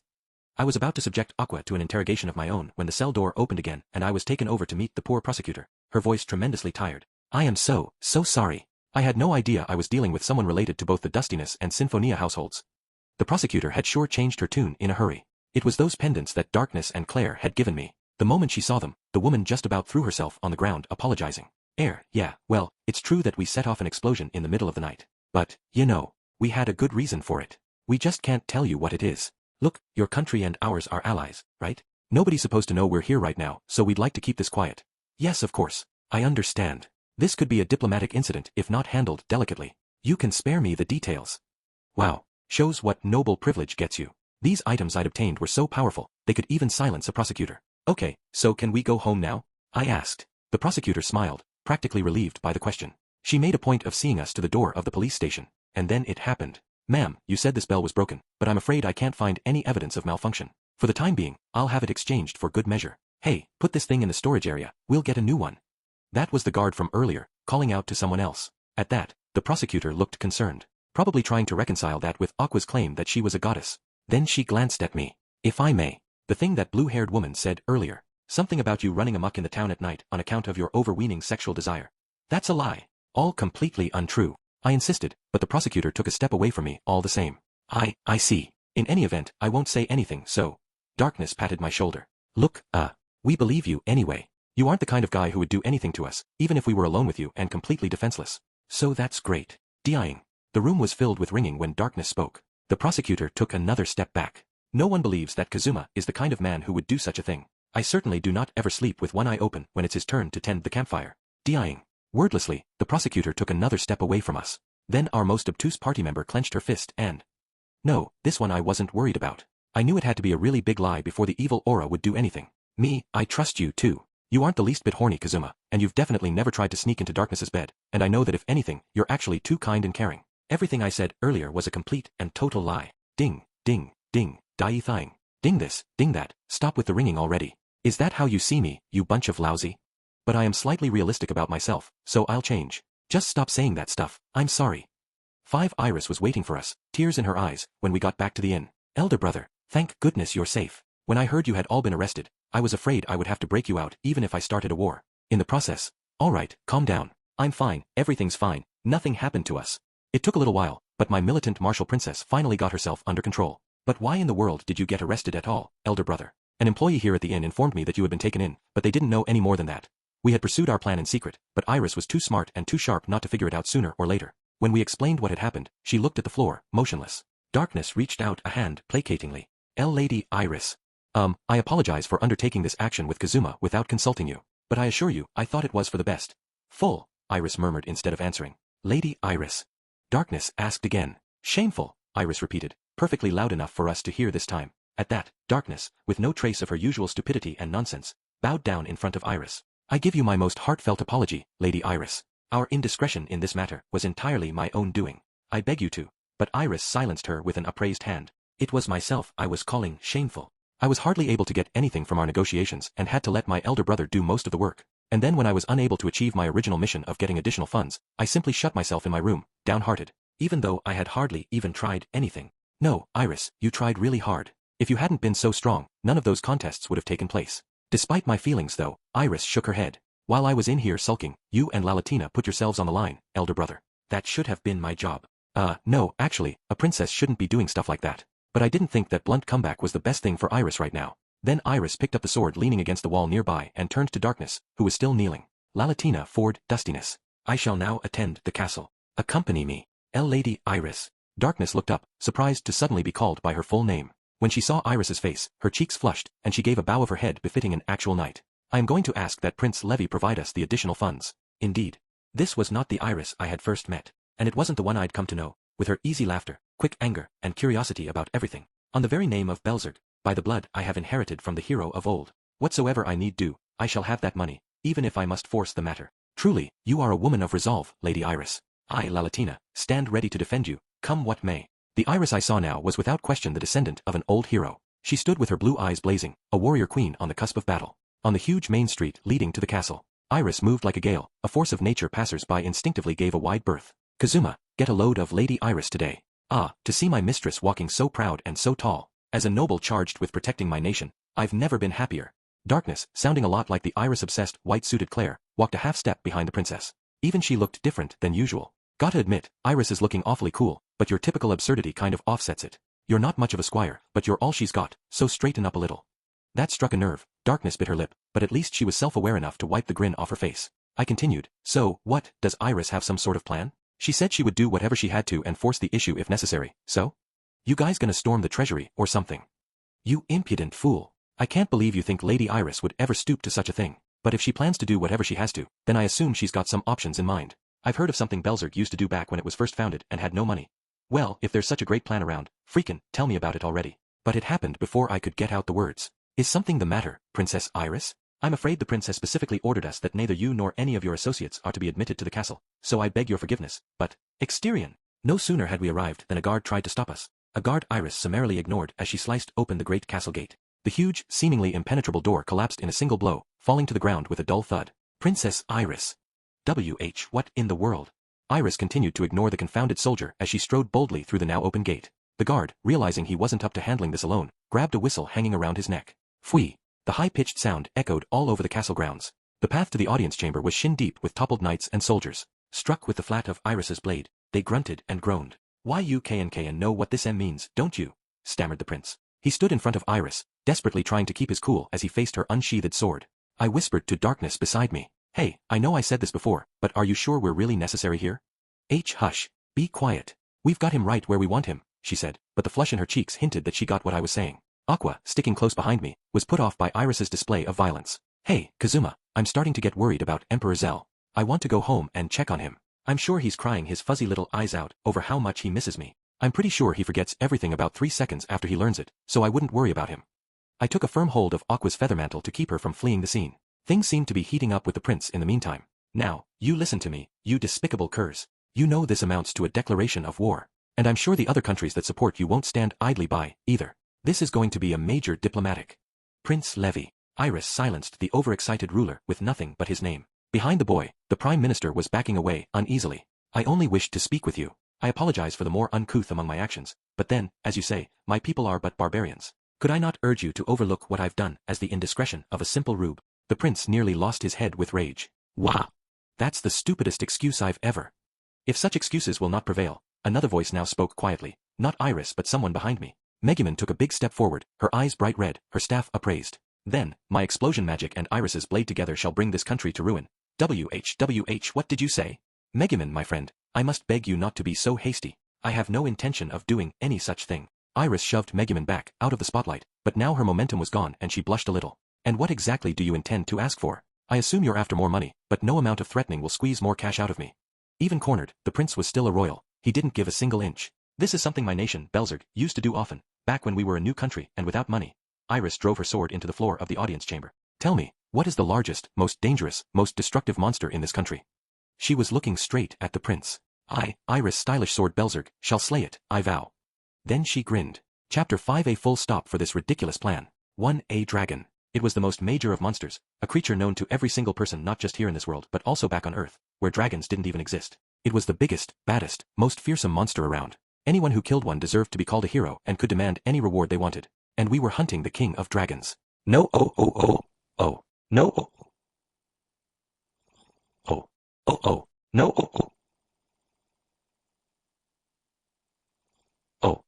Stop screeching and come with us. We're facing the mother of all badasses, and we're going to need all the help we can get, even you. That's right, we were going to slay a dragon. Let's rewind to the moment when Iris awesomely said she would slay any monster. You'll exterminate the most destructive monster in our realm? The biggest and most awful. Don't make me laugh. I know you're strong, but that's biting off more than you can chew. The prince was practically spitting at us, but Iris just cocked her head. If I can't do it, then it isn't any problem for you, is it? I'm simply going to defeat this monster of my own volition. If I should happen to lose my life in the process, you have my assurances that it won't reflect poorly on you. I'll be sure to leave behind a note elucidating all this. That's not my point. Nobody wants to see someone die, even if they've only talked with them a few times. I can't let you commit suicide. The prince was red in the face now. He might have been an idiot, but apparently, deep down, he wasn't a completely terrible guy. Humph, what has you so afraid? Indeed, it may be difficult for Iris alone to defeat such a powerful foe, but she has with her the greatest mage in all of Axel. Now, Iris, let us go kick the butt of whatever beast is afflicting this nation. Grr. You can only talk like that because you don't know what you're dealing with. Listen up, we're talking about a monster that's ravaging this country, has built its nest in a gold mine of all places, and even now is terrorizing the countryside. Wait a moment please, the Prime Minister said, interrupting the prince before he could finish his rebuttal to Megumin. Lord Levy, perhaps we could indulge them in this matter? After all, they have proposed it themselves. And imagine the riches we could gain if that thing was driven out of the gold mine. We've kept ordinary adventurers and knights from doing battle with it on the assumption that they would only succeed in antagonizing it. But Lady Iris has the blood of the hero of Belzerg in her veins. I don't think she will be so easily defeated.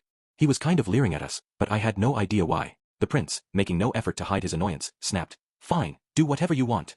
Then he pointedly looked away. Kill a dragon? Are you stupid or something? Have you all gone insane? Pipe down. This is the only way. Anyway, we've beaten generals of the Demon King and evil goddesses. At this point, a dragon sort of seems like a step down. A country dominated by the gambling industry apparently didn't see the need to put themselves in danger against a dragon just to get back one gold mine. But for us, that mine represented an important source of funds, not to mention a quest tailor-made for a party of adventurers. You keep a dragon for a pet, right? So don't chicken out now. What, planning to abandon Emperor Zell when he grows up? Please don't compare my dear, sweet Emperor Zell to any old dragon. He's very smart, so he would never attack a person. Compared to him, what's a feral dragon but a stupid lizard? I felt bad for the dragon, being called stupid by Aqua. Weren't dragons supposed to be highly intelligent? Lady Aqua, I shall be protecting everyone, so I beg you to work with me. I have to think that facing a dragon will prove difficult without support magic. Iris looked downright pitiful, and Aqua evidently couldn't keep complaining in the face of an imploring child. Bah, fine. I'll help you, so when you grow up and become a queen, you can pay me back by making the Axis Church the official state religion. That has chaos written all over it. You should count yourself lucky that the Axis Church hasn't been wiped out already. As Aqua and I argued, Iris suddenly snickered. When she realized we were both looking at her, she waved a hand quickly and said, "Oh, don't get me wrong. I've just, always been so taken with adventuring. I'm enjoying the feeling that I'm almost part of an adventuring party myself." She looked down bashfully, and I remembered that back when we had swapped bodies, she'd seemed excited about adventuring. Megumin, though, chuckled and said, "Now, this is not playtime, you understand? There is no end to the naivete of these sheltered girls. But very well. I shall deign to teach my minion the fundamentals of adventuring." "Thank you. I would like that very much." Darkness couldn't help smiling at the two of them. They acted like old friends, as Megumin began her lecture. "Ahem, Iris, look at this. You see how this branch is broken? There is a very good likelihood it indicates the presence of a monster ahead." "I don't think so. My sense faux skill would be going off." Megumin shot me a look. Then she collected herself and started walking toward the mine. "Iris, do you know what the most important thing to have on a lengthy adventure like this is? That's right, water. You absolutely must avoid being unable to rehydrate after a difficult challenge. So be sure to conserve your water supply as much as you. Leave the water to us. Kazuma and I both know create water, so drink as much as you like. There will always be more." Megumin had been trying to give some advice to Iris, who was having a drink, but Aqua promptly produced more water with her spell. She filled up Iris's canteen, then walked away, satisfied. Megumin watched her, looking eager to snap something at her. In due course, we came to a giant tree. "Iris, look. Look at the marks scratched into this trunk. I recognize this pattern. There's a hive of killer bees nearby. Try to move as quietly as possible." "Okay, everyone take hold of me. I'll use my ambush skill while we move up. That way the monsters won't see us." Megumin's mouth worked open and shut, and her eyes suggested she felt some conflicting emotions about me. But in the end, she grabbed hold like everyone else. We went on that way for several hours. Now then, there are no major enemies in sight, so let us take a brief break. Iris, let me tell you the most important things to know when taking a break in the field. First, when you are in the territory of powerful monsters, you must never light a fire, because of the risk of attracting. Ooh, Kazuma, use Kindle for me. I want some nice hot tea. You brought your tea set all the way out here? You're hopeless. Give me some, too. Here, Kindle. I used my magic to set fire to a pile of leaves and branches Aqua had collected. Graha. Wah. Megumin, what are you doing? My poor fire went out. Megumin, who had suddenly attacked the fire with her staff, said, "Don't you ask me about what I am doing. Starting a fire here is sure to attract monsters. I've been trying to mentor Iris all day, and you too." Just as she was shouting, I felt it. My sense foe ability acted up a second ago. Careful, something's coming. There was a nasty cracking sound. We could see a flock of birds take to the sky, a sign that something very unpleasant was coming our way. Aqua, still sore about her fire, exclaimed, "This is your fault for shouting, Megumin." "My fault? Yes, I see, this is all my doing. I'm so sorry. I will apologize, but I do not have to like it." We hadn't even gone into the mine yet. I didn't know if this was good luck or bad. The ground-rattling titan that came crashing through the woods made me understand why they called this creature the king of dragons. I stopped trying to play it cool and just shouted, "It's Hira!" A golden dragon drew near. 2 dragons. Hoarders of treasure and lovers of shiny things. Monsters whose defeat assured the slayers fame and fortune. And one of them had taken up residence in a gold mine, presumably drawn by the presence of, well, gold. Dragons were renowned for eating unusual things. Maybe nibbling on the local minerals had given it this coloration. "We've hit the jackpot, Kazuma. This is a golden dragon, the most valuable of all dragon species. If you eat its meat, your level shoots up, and its blood is an ingredient in that rare elixir, the skill-up potion. It's fearsome. Horns and scales can be turned into valuable weapons and equipment. This thing is a walking loot chest." Everyone was pretty freaked out by the sudden appearance of the dragon. Everyone but Darkness, who hefted her great sword. "Lady Iris, I'll distract the dragon. You use the opening to attack from a safe position. I'm not much for offense myself." At the same moment, she activated her decoy skill. She looked so cool doing it that I wondered where the muscle brain we were all accustomed to had gone. I wish she was always like this. "Alright, Megumin, start chanting explosion. I don't want to vaporize a valuable monster if we can avoid it, but if Iris gets in too deep, then don't hesitate. Aqua, buff Iris and Darkness with support spells. I'll give you guys cover fire from a distance." VVV very well. I indeed. Even such a beast as a DDD dragon is no more than a common lizard before my My explosion. Hey, you negligent ene. Don't hide behind us, shooting arrows. Get up there and make yourself useful. The golden dragon, focusing its bloodshot eyes on darkness, ran for the crusader with a speed belying its size. Megumin, with no special talent for triumphing over adversity, trembled violently, while Aqua, despite her complaining, started casting defensive buffs. I wanted to do something helpful, I really did, but there was only so much I could offer against a dragon. My attacks would never punch through its scales. There was a good chance I would die if I so much as got close to it. Have at me, golden dragon. Learn the power of House Dustiness. We who are known as the shield bearers. Darkness, thoroughly buffed, didn't give an inch to the oncoming dragon but stood there with her armor gleaming in the sun. It looked like something out of a fairy tale. Meanwhile, I noticed that Iris, who had received attack buffs from Aqua, was startlingly still. I glanced over at her to see that she had her sacred sword in hand. Her eyes were closed and she wasn't moving a muscle. I could see something crackling through the air around her, almost like electricity, and my wealth of anime and manga knowledge told me instantly what was happening. This was gonna be big. Iris was getting ready to use her biggest, baddest move. I knew how this went. You focused your entire spirit and your entire being into one devastating final attack that you used against your biggest enemy at your most desperate moment. Kuru. The dragon, wary, wasn't making a move on darkness. Dragons might be smart, but right now, that was the wrong choice. Iris finally opened her eyes. The magic that had been filling the air around her was focused into her sword, which shone far brighter than usual. But I noticed what was going on only after the dragon had spotted Iris and looked downright frightened. Sacred explode. Iris's yell contained her entire spirit. The hillside was enveloped in a blinding light. Elrode was practically bubbling with the news. The dragon is dead. The princess of Belzerg slew it. When we got back to town, we popped in at the Adventurers Guild to let them know we had taken care of the dragon. Dragons are basically big lumps of magical energy. Every inch of them, not just their horns, scales, and fangs but every little drop of their blood, is a valuable material. We let the guild know about our successful expedition so they could go out and collect the pieces, and this commotion was what resulted. A dead dragon had to be worth a pretty penny, but we weren't after the sort of sums they would pay out to individuals. We put the cheering, they're heroes. They're dragon slayers. Town behind us and headed for the castle. We've already heard the news. Incredible. To think the golden dragon could be defeated. The guard who had looked so skeptically at Iris before now bowed enthusiastically and respectfully the moment he saw us. Talk about flip-flopping. But the recognition did feel pretty good. I don't suppose there's any chance you could share with me a few words about what sort of battle it was. He was so cringy, so apologetic, I couldn't resist a grin. It was a one-hit kill. Granted, it was Iris who had landed the hit. One hit. Oh, one hit. We left the guard standing there with his mouth agape and walked straight for the audience chamber. The golden dragon had been cut clean in half by Iris's attack. When the light had faded, I saw that the dragon was dead, and I had no idea what she could have done to it. But then, Iris, do not think this means you have triumphed against me. My explosion could have defeated that dragon just as easily. It is only because we didn't want to reduce the dragon to dust that I deliberately held myself back. Megumin, who had not only been denied a golden opportunity but had been confronted with evidence of Iris's immense power, was beside herself. Yes, of course, Megumin, my friend. I understand, so please forgive me.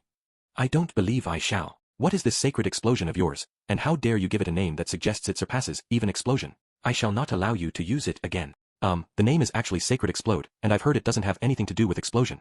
How can you say it has nothing to do with explosion magic when the name sounds like a cheap ripoff? Personally, I believe its immense destructive power is born from having such a similar name. Miss Megumin, I have had just about enough of you. Please don't refer to my family's cherished hereditary technique as a cheap ripoff. The name of the move has its roots in the name of this sword. The two of them were still arguing as we entered the audience chamber where the prince was waiting, looking different from all the other times we'd seen him. Did you really do it? The prince was practically spitting, red in the face, when he heard the story of our battle. Yes, your majesty. Here is the golden dragon's horn for proof. Iris showed him the dragon horn she'd been carrying with her, causing chatter among the assembled audience. This room hadn't been very friendly at first. They'd seen us as nothing but a bunch of bumpkins. Maybe the dragon had been a real problem for them, or maybe being a dragonslayer simply made you that famous, but all of them turned warm, affectionate looks on Iris now. How about that? Pretty darn good, huh? That girl is my little sister. A shining golden horn, the prince mumbled, almost to himself. There's no question, this belonged to the dragon who lived in the gold mine. The chattering picked up its pace. That was when it happened. I ask you to wait. The growing excitement in the room was suddenly dampened by the voice of the prime minister, who regarded us with a cold stare. Ugh, he wasn't planning to make things even harder, was he? I would expect no less from a princess with the blood of the hero in her veins. From a member of the clan that has inspired fear in the Demon King for generations. You there. He signaled to a soldier, who was holding a big leather pouch. I'm pretty sure that's not the extra money they promised. We'd beaten enough generals of the Demon King that I had gotten a pretty good feel for how much money was inside a leather pouch of any given size. I could see this pouch contained the bounty for a major mark but not an entire payment of international support. What's this? Iris seemed to share my doubts, because she looked distinctly confused as she took the bag. It's your reward for the defeat of the dragon on this occasion. It includes a little extra on top of what we would normally pay an adventuring party to handle the quest. Take it and go. But the Prime Minister's words caused something of an uproar. This was supposed to be an away game, but a lot of the muttering sounded sympathetic to us. But there was another surprise in store. Wait, Lugcraft. I don't think I can countenance this. Look, I understand. I know all the trouble we'd invite by giving them further monetary support. But even so, to give dragon-slaying heroes such a paltry sum. I had been under the impression that the prince didn't think much of Iris. But he was the one suddenly arguing on our behalf. For a little while now, he had been looking at Iris very much the way one would look at a hero. He may have been a prince, but I guess he was also still a boy. He idolized dragonslayers. But, my prince, I've already explained to you numerous times. We should have cut off even payments in support of their defense, but failing that, it is certainly not in our nation's interest to support an offensive on their part. Lady Iris, I do recognize your situation, but you must know that we have pressing circumstances of our own to deal with. I beg you to understand. The prince looked downcast. Pressing circumstances? I'd been so sure they were just being mean to Iris. What was he talking about? Unhappily, the prince raised his eyes to look at us. No, at Iris. Ahem. I'm sorry. There are reasons we can't give you any more funds. You heard the Prime Minister. Please forgive us. Then he gave a deep and contrite bow of his head, his self-important attitude gone without a trace. Even I couldn't say much to that, let alone Iris or Darkness. Gosh. Naturally though, Iris was awfully upset. She unconsciously grabbed my arm with shock, standing vacant and motionless. The prince was understandably bothered by the sight. Listen, that's it. Have you been to the casino yet? You're all too serious for that sort of thing. I'll bet you haven't been to our country's famous casinos, have you? You should check them out, cheer yourselves up. That didn't sound very encouraging. Your Majesty, if I may.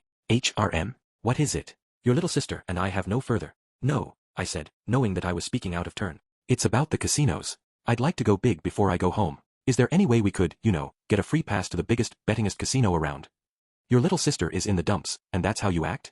Are you insane? No, I was the one who suggested a change of scenery at the casino, so I suppose you can do what you want. A word of warning. Cheap tricks like the one you played on me won't work there, alright? Our casinos aren't so easily hoodwinked. They built this country. So I won't try to stop you, but, before he could finish, I had to bow my head with exaggerated politeness, to hide the grin on my face. We were on the way home from the castle. I was useless. I felt like I did my best, but it was all for nothing. And after all the help you and everyone gave me, elder brother, after the promise I made to everyone at home.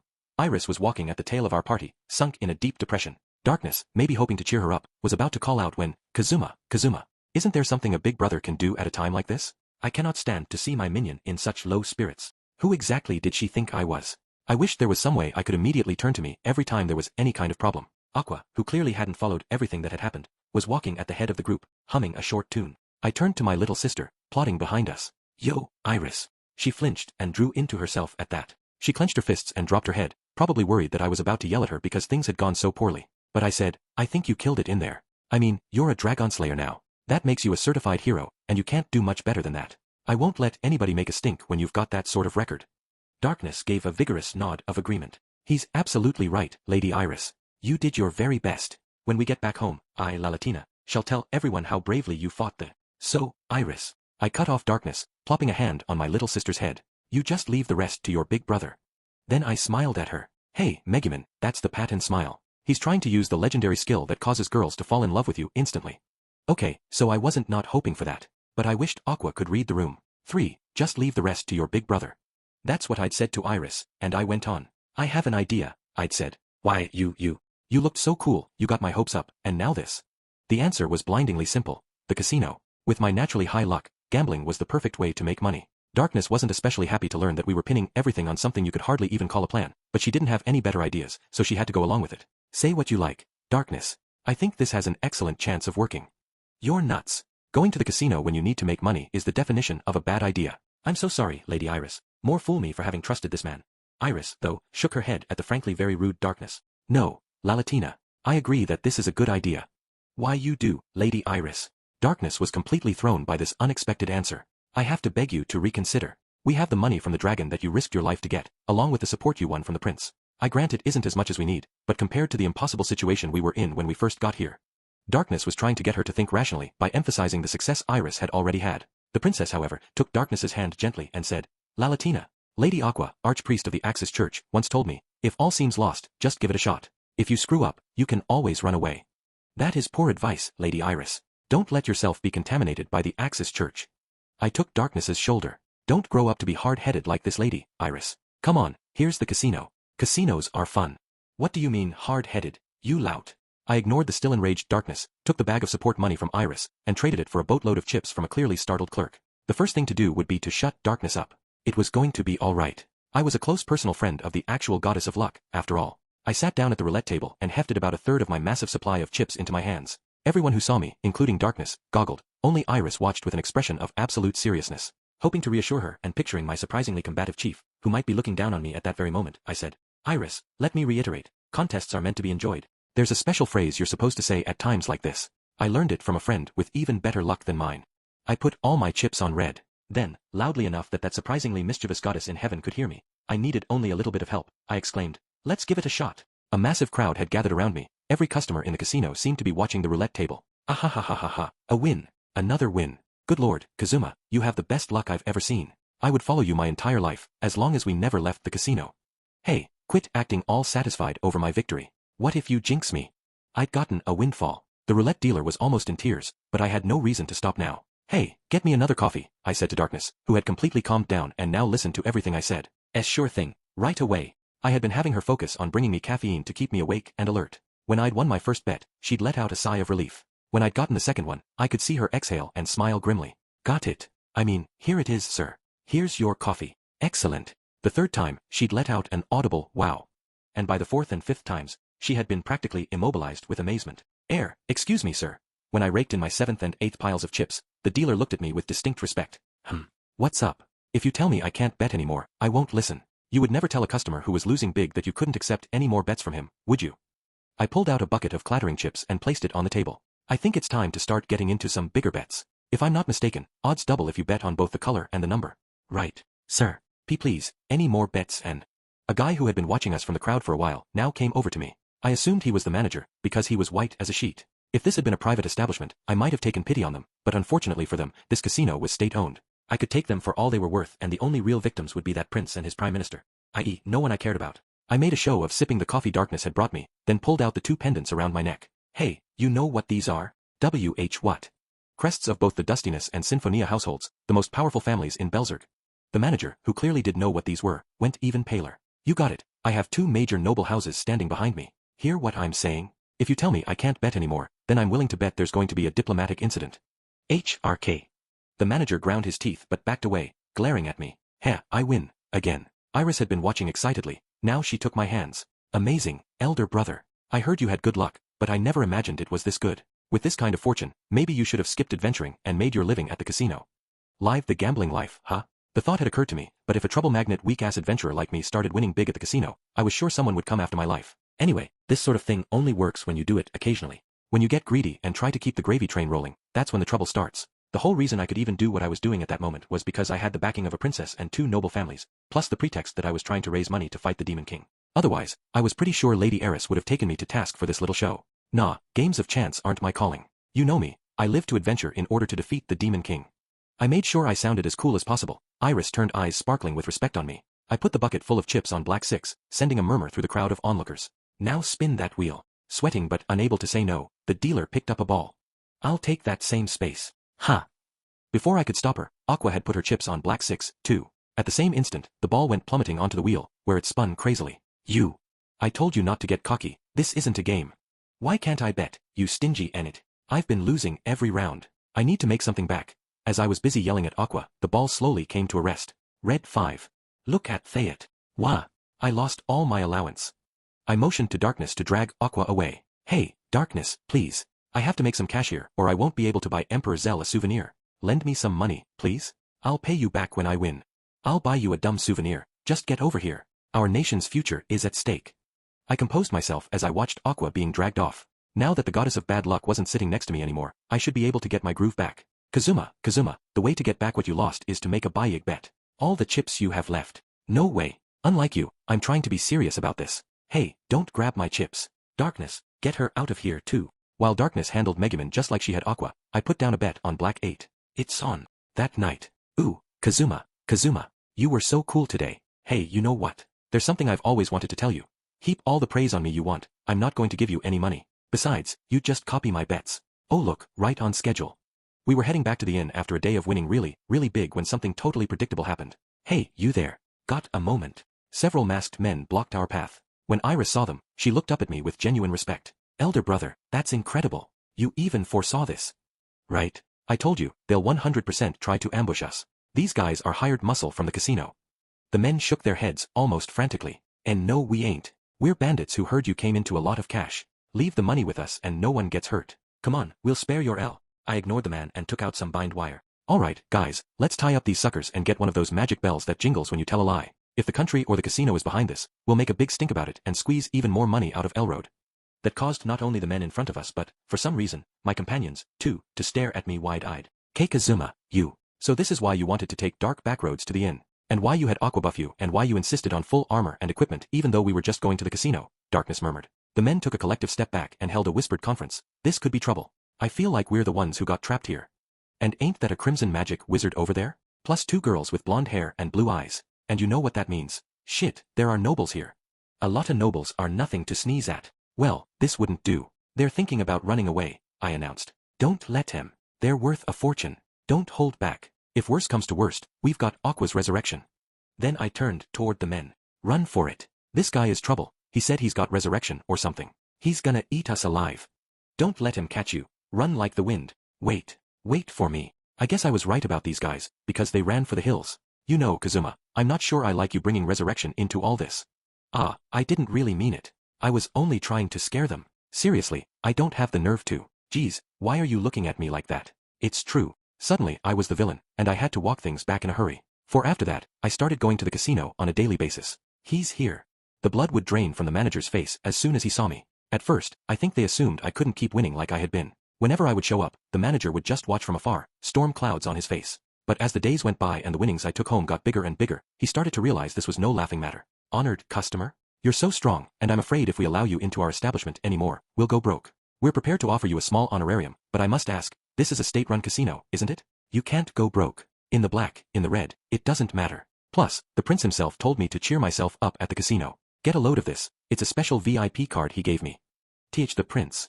I can hardly believe. I ignored the flabbergasted manager and went back to making my customary outrageous bets. Several days after that, my bags of betting money had come to look sort of like a snowman, and I was starting to think I had about enough in there to make up the additional support funds.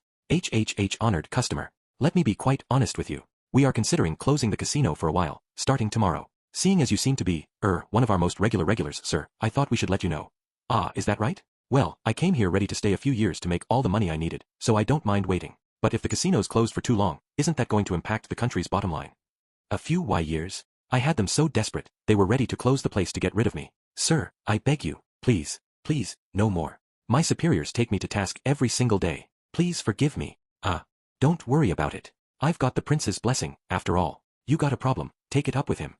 At long last, we had simply reduced the manager to tears. We were on our way to the casino that morning for another day of gambling when we were met by a messenger from the castle. The messenger brought us to the castle, where we were admitted directly to the audience chamber. I must humbly beg you to go back home. Those were the first words out of the prince's mouth when he saw us, his head bowed low. It hadn't been that long since we saw him last, yet he looked haggard, beat down. Maybe it was my imagination. Hey, you were the one who told Iris to go cheer herself up at the casino. And that's exactly what we're doing. When we feel cheerful again, we'll get out of here. Stop, we can't afford to have you pick us clean like this anymore, and it will be considered the same as if we had given you the support money.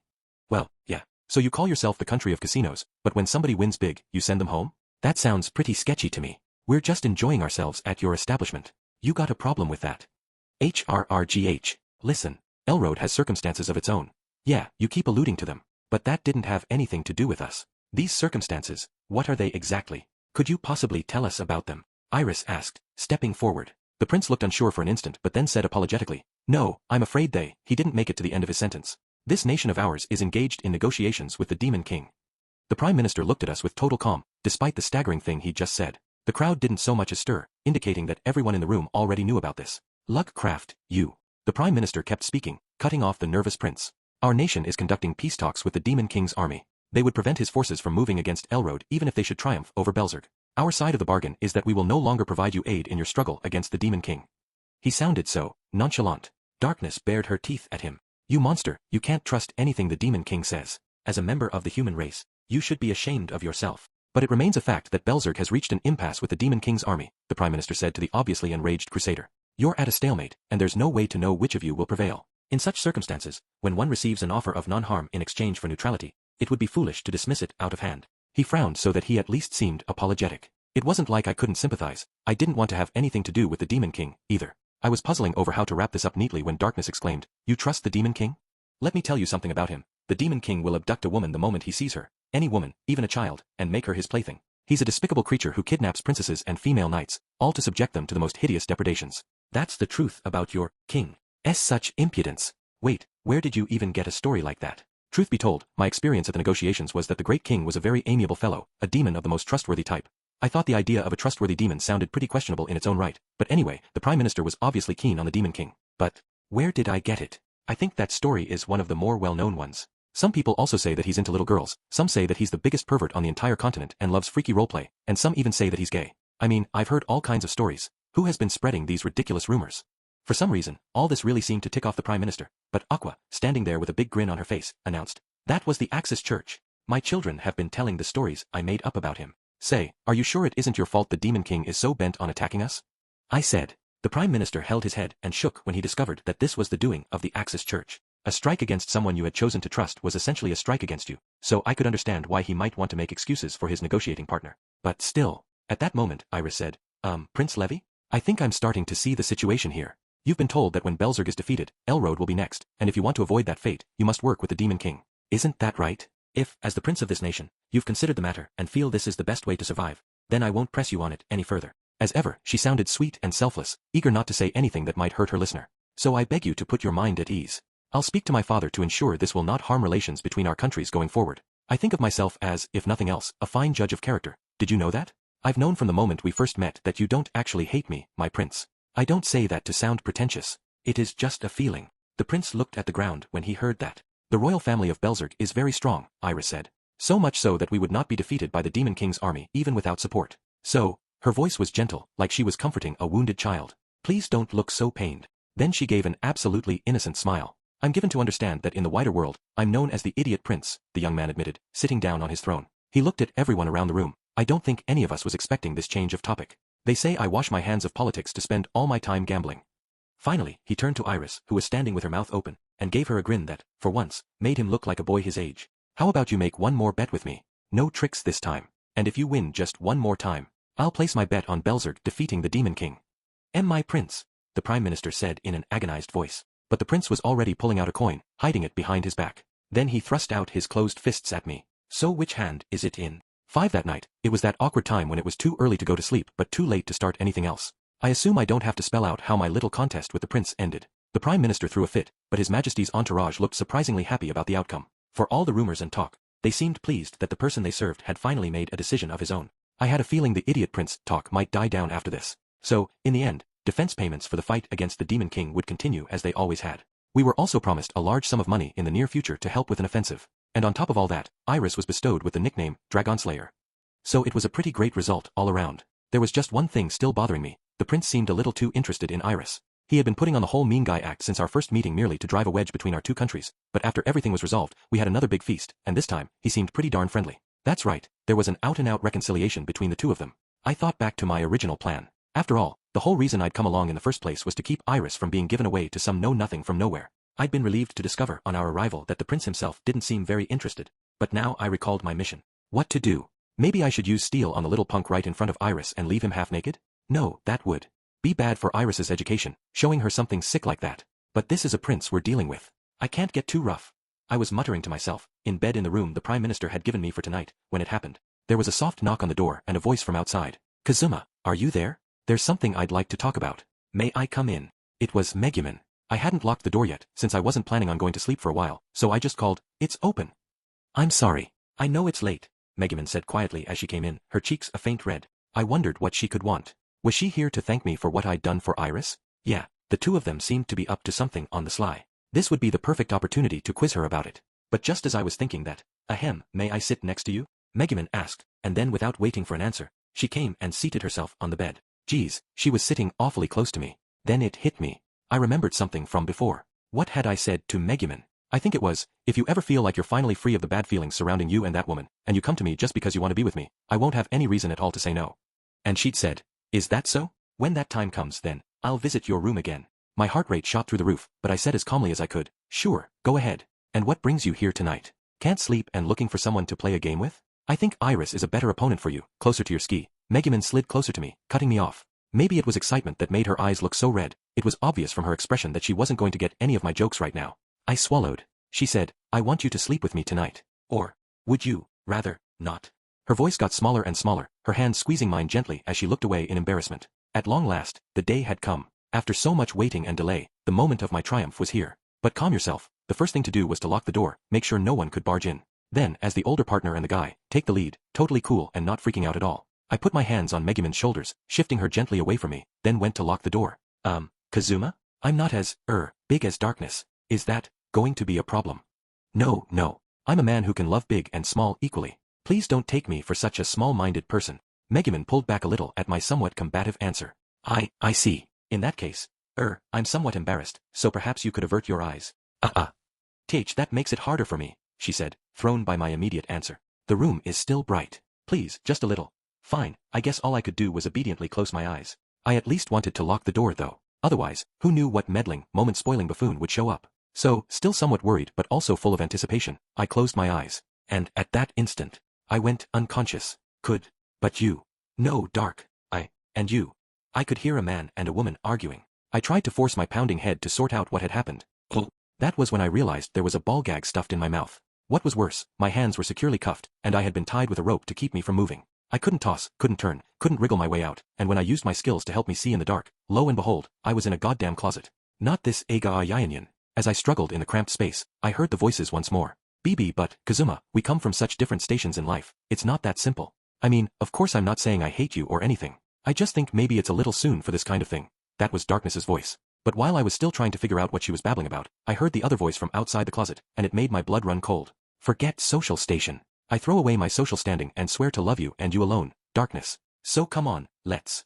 It was my voice. You throw away your social standing? What would that even mean for a commoner? What? That dumb stuttering was definitely my voice. I knew it all too well. You've been acting a little strange ever since earlier. We're alone together in my room, yet you're so calm and composed. I don't like it. Damn her. I wanted to burst out of this closet and lay her out flat. There was such a thing as overconfidence. She couldn't expect me to be a pushover forever. Well, okay, maybe for a while yet. And no, I'm definitely nervous being alone with you, Darkness, you know? But come here. Look into my eyes. There was my voice again. But before it could go anywhere with what it was saying, Darkness interrupted. Hey, you haven't looked at my chest once since you came in here. What's with that? I can't imagine that, in these circumstances. You aren't the real Kazuma at all, are you? HRK. I was really starting to worry about what exactly Darkness thought of me. I didn't know quite what was going on out there, but I surmised it was some kind of doppelganger using my voice. I wasn't sure whether to be thrilled that she knew enough to see through it or enraged that she would say such awful things about me behind my back. Now we've come too far. I'll just have to overpower you. This may be his room, but have you noticed he's not around? And if you resist me now, I can't promise he ever will be again. Crap, things were going south in a hurry here. Knowing Darkness's pride and her love for her friends, I was sure she would. Wah! You monster, taking hostages is no fair. What do you plan to do to me with those handcuffs and that rope? Tie me up. Do you mean to handcuff me, then tie me up, and then do the most awful things to me? I don't particularly intend to do anything awful to you. I'll stop at tying you up. GG's, you're making this unusually easy. HRK, it doesn't matter what happens to me, but leave my friends out of this. Oh, these handcuffs are so cold.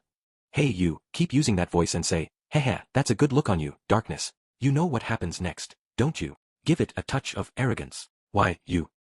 Forget it. Here, rope's next, so stop squirming. Hey, I'm not doing anything weird to you, so quit blushing. It's just, you're doing this, with that face. Hey, what do you plan to do with me? You're not going to stuff me in that cramped, dark closet, and then... I could hear her voice getting louder, and then the closet door opened. Darkness and I found ourselves eye to eye. Let me guess. You heard the whole thing. I nodded. So there I was in the closet with Darkness, a gag in her mouth and a blush of shame on her face, the two of us looking at the handsome guy in front of us. Now then, allow me to enlighten you as to who I am and why I'm doing this. He loomed over us, looking just like me if I were cool as a cucumber, apparently bent on monologuizing even though he could have easily kept his mouth shut. My face, which is to say his face, started to melt until only a dark, humanoid silhouette remained. My name is Lugcraft, the Doppelganger, Chief of the Intelligence Bureau of the Demon King's army. And let me tell you, you've put me through the ringer. The monster with the Prime Minister's name had a featureless blob of a face, no eyes, or nose, or mouth. But he began to talk to us, despite the fact that we hadn't asked him for any exposition. It was more than 30 years ago now. I was finally accepted into Elroad's civil service after many, many attempts, and then I spent every day working like a dog. My colleagues were happier at the casino than the office.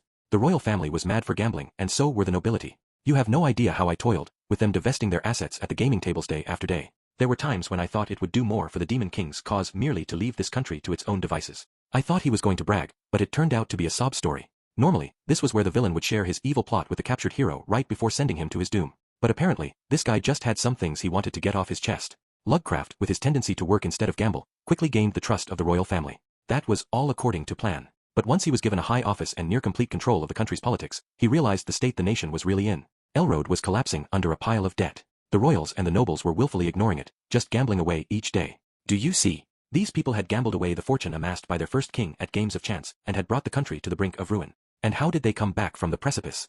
I guess Lovecraft loved his job, because he worked really hard at it.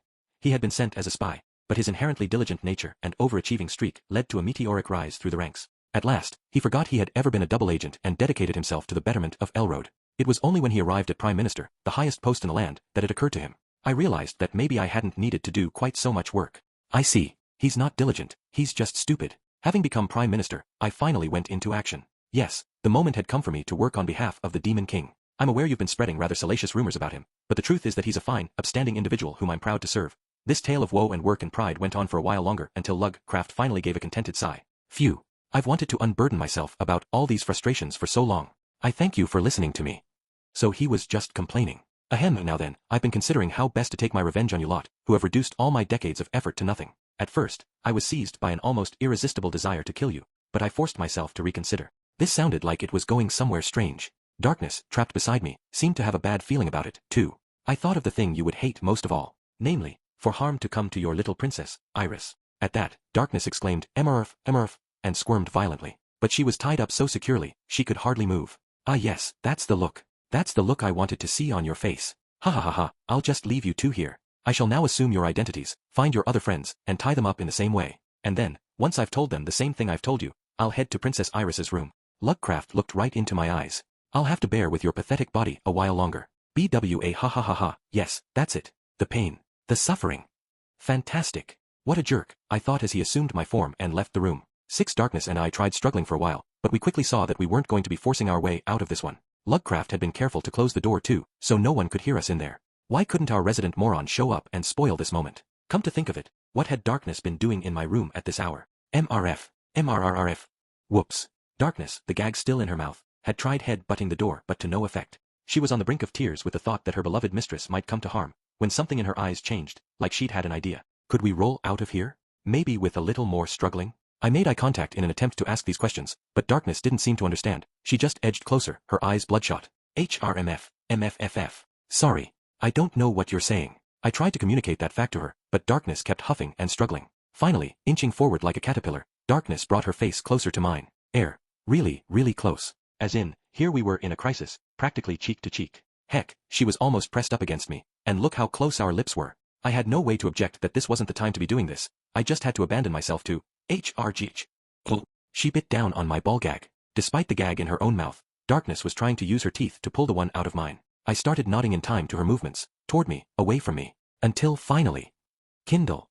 The gag loosened just enough that I was able to utter a single word of magic. The fire spell caught on my gag, setting it alight. Eo hot hot hot. The gag eventually crumbled to cinders, but not before scorching my bangs. I wanted to cast freeze on my forehead, but there was no time for that. Darkness, I'm going to use fire magic on you now. If I use Kindle on the ropes that are holding me, it'll take time for them to burn away, and I might not even be able to cut through the scorched ropes. But you. Darkness nodded vigorously, as if to say she understood already. Kindle. I set the ropes holding her on fire. We ran down the gloomy hallway without so much as a light. Darkness and I tried to navigate the castle, free of our bindings but still handcuffed. Okay, Darkness, where's Iris's room? No idea, it was the Prime Minister who found places for us. The only room I know about is yours. So we didn't know where Aqua and Megumin were staying in this huge castle, either. I took the opportunity to ask Darkness something that had been bothering me. Why did you know where I was staying? And what were you doing there so late? I know the Prime Minister wanted to tie us up so we wouldn't get in his way. Did he tell you to come to my room? That produced a flinch from Darkness. About that. Look, you did so much for us on this trip, again. This time, I thought maybe I could reward you with something less childish, not just a kiss on the cheek.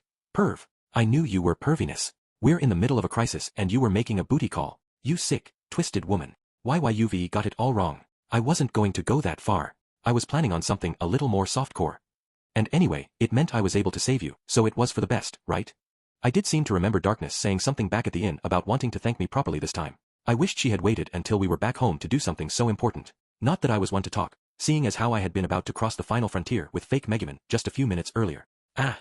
I knew that voice. An idiot who was willing to point and shout at me, never mind how late it was. Now I've found you, you sexual harassing NET. So this is where you've been. You are the lowest, the worst, the vilest. Aqua and Megumin, in their pajamas, emerged from the darkness. Sexual harassing NET? That was a new one. What was with these girls? Hey, don't go around acting like I'm some sort of criminal. I don't have time for your little games. Where's Iris's room? Do you know? This is an emergency. If you know, then spill it. Aqua and Megumin looked at each other. Iris's room is just up ahead, but I think you owe us an explanation first. I never imagined, Kazuma, that in the middle of the night, you would sneak into Aqua's room of all places.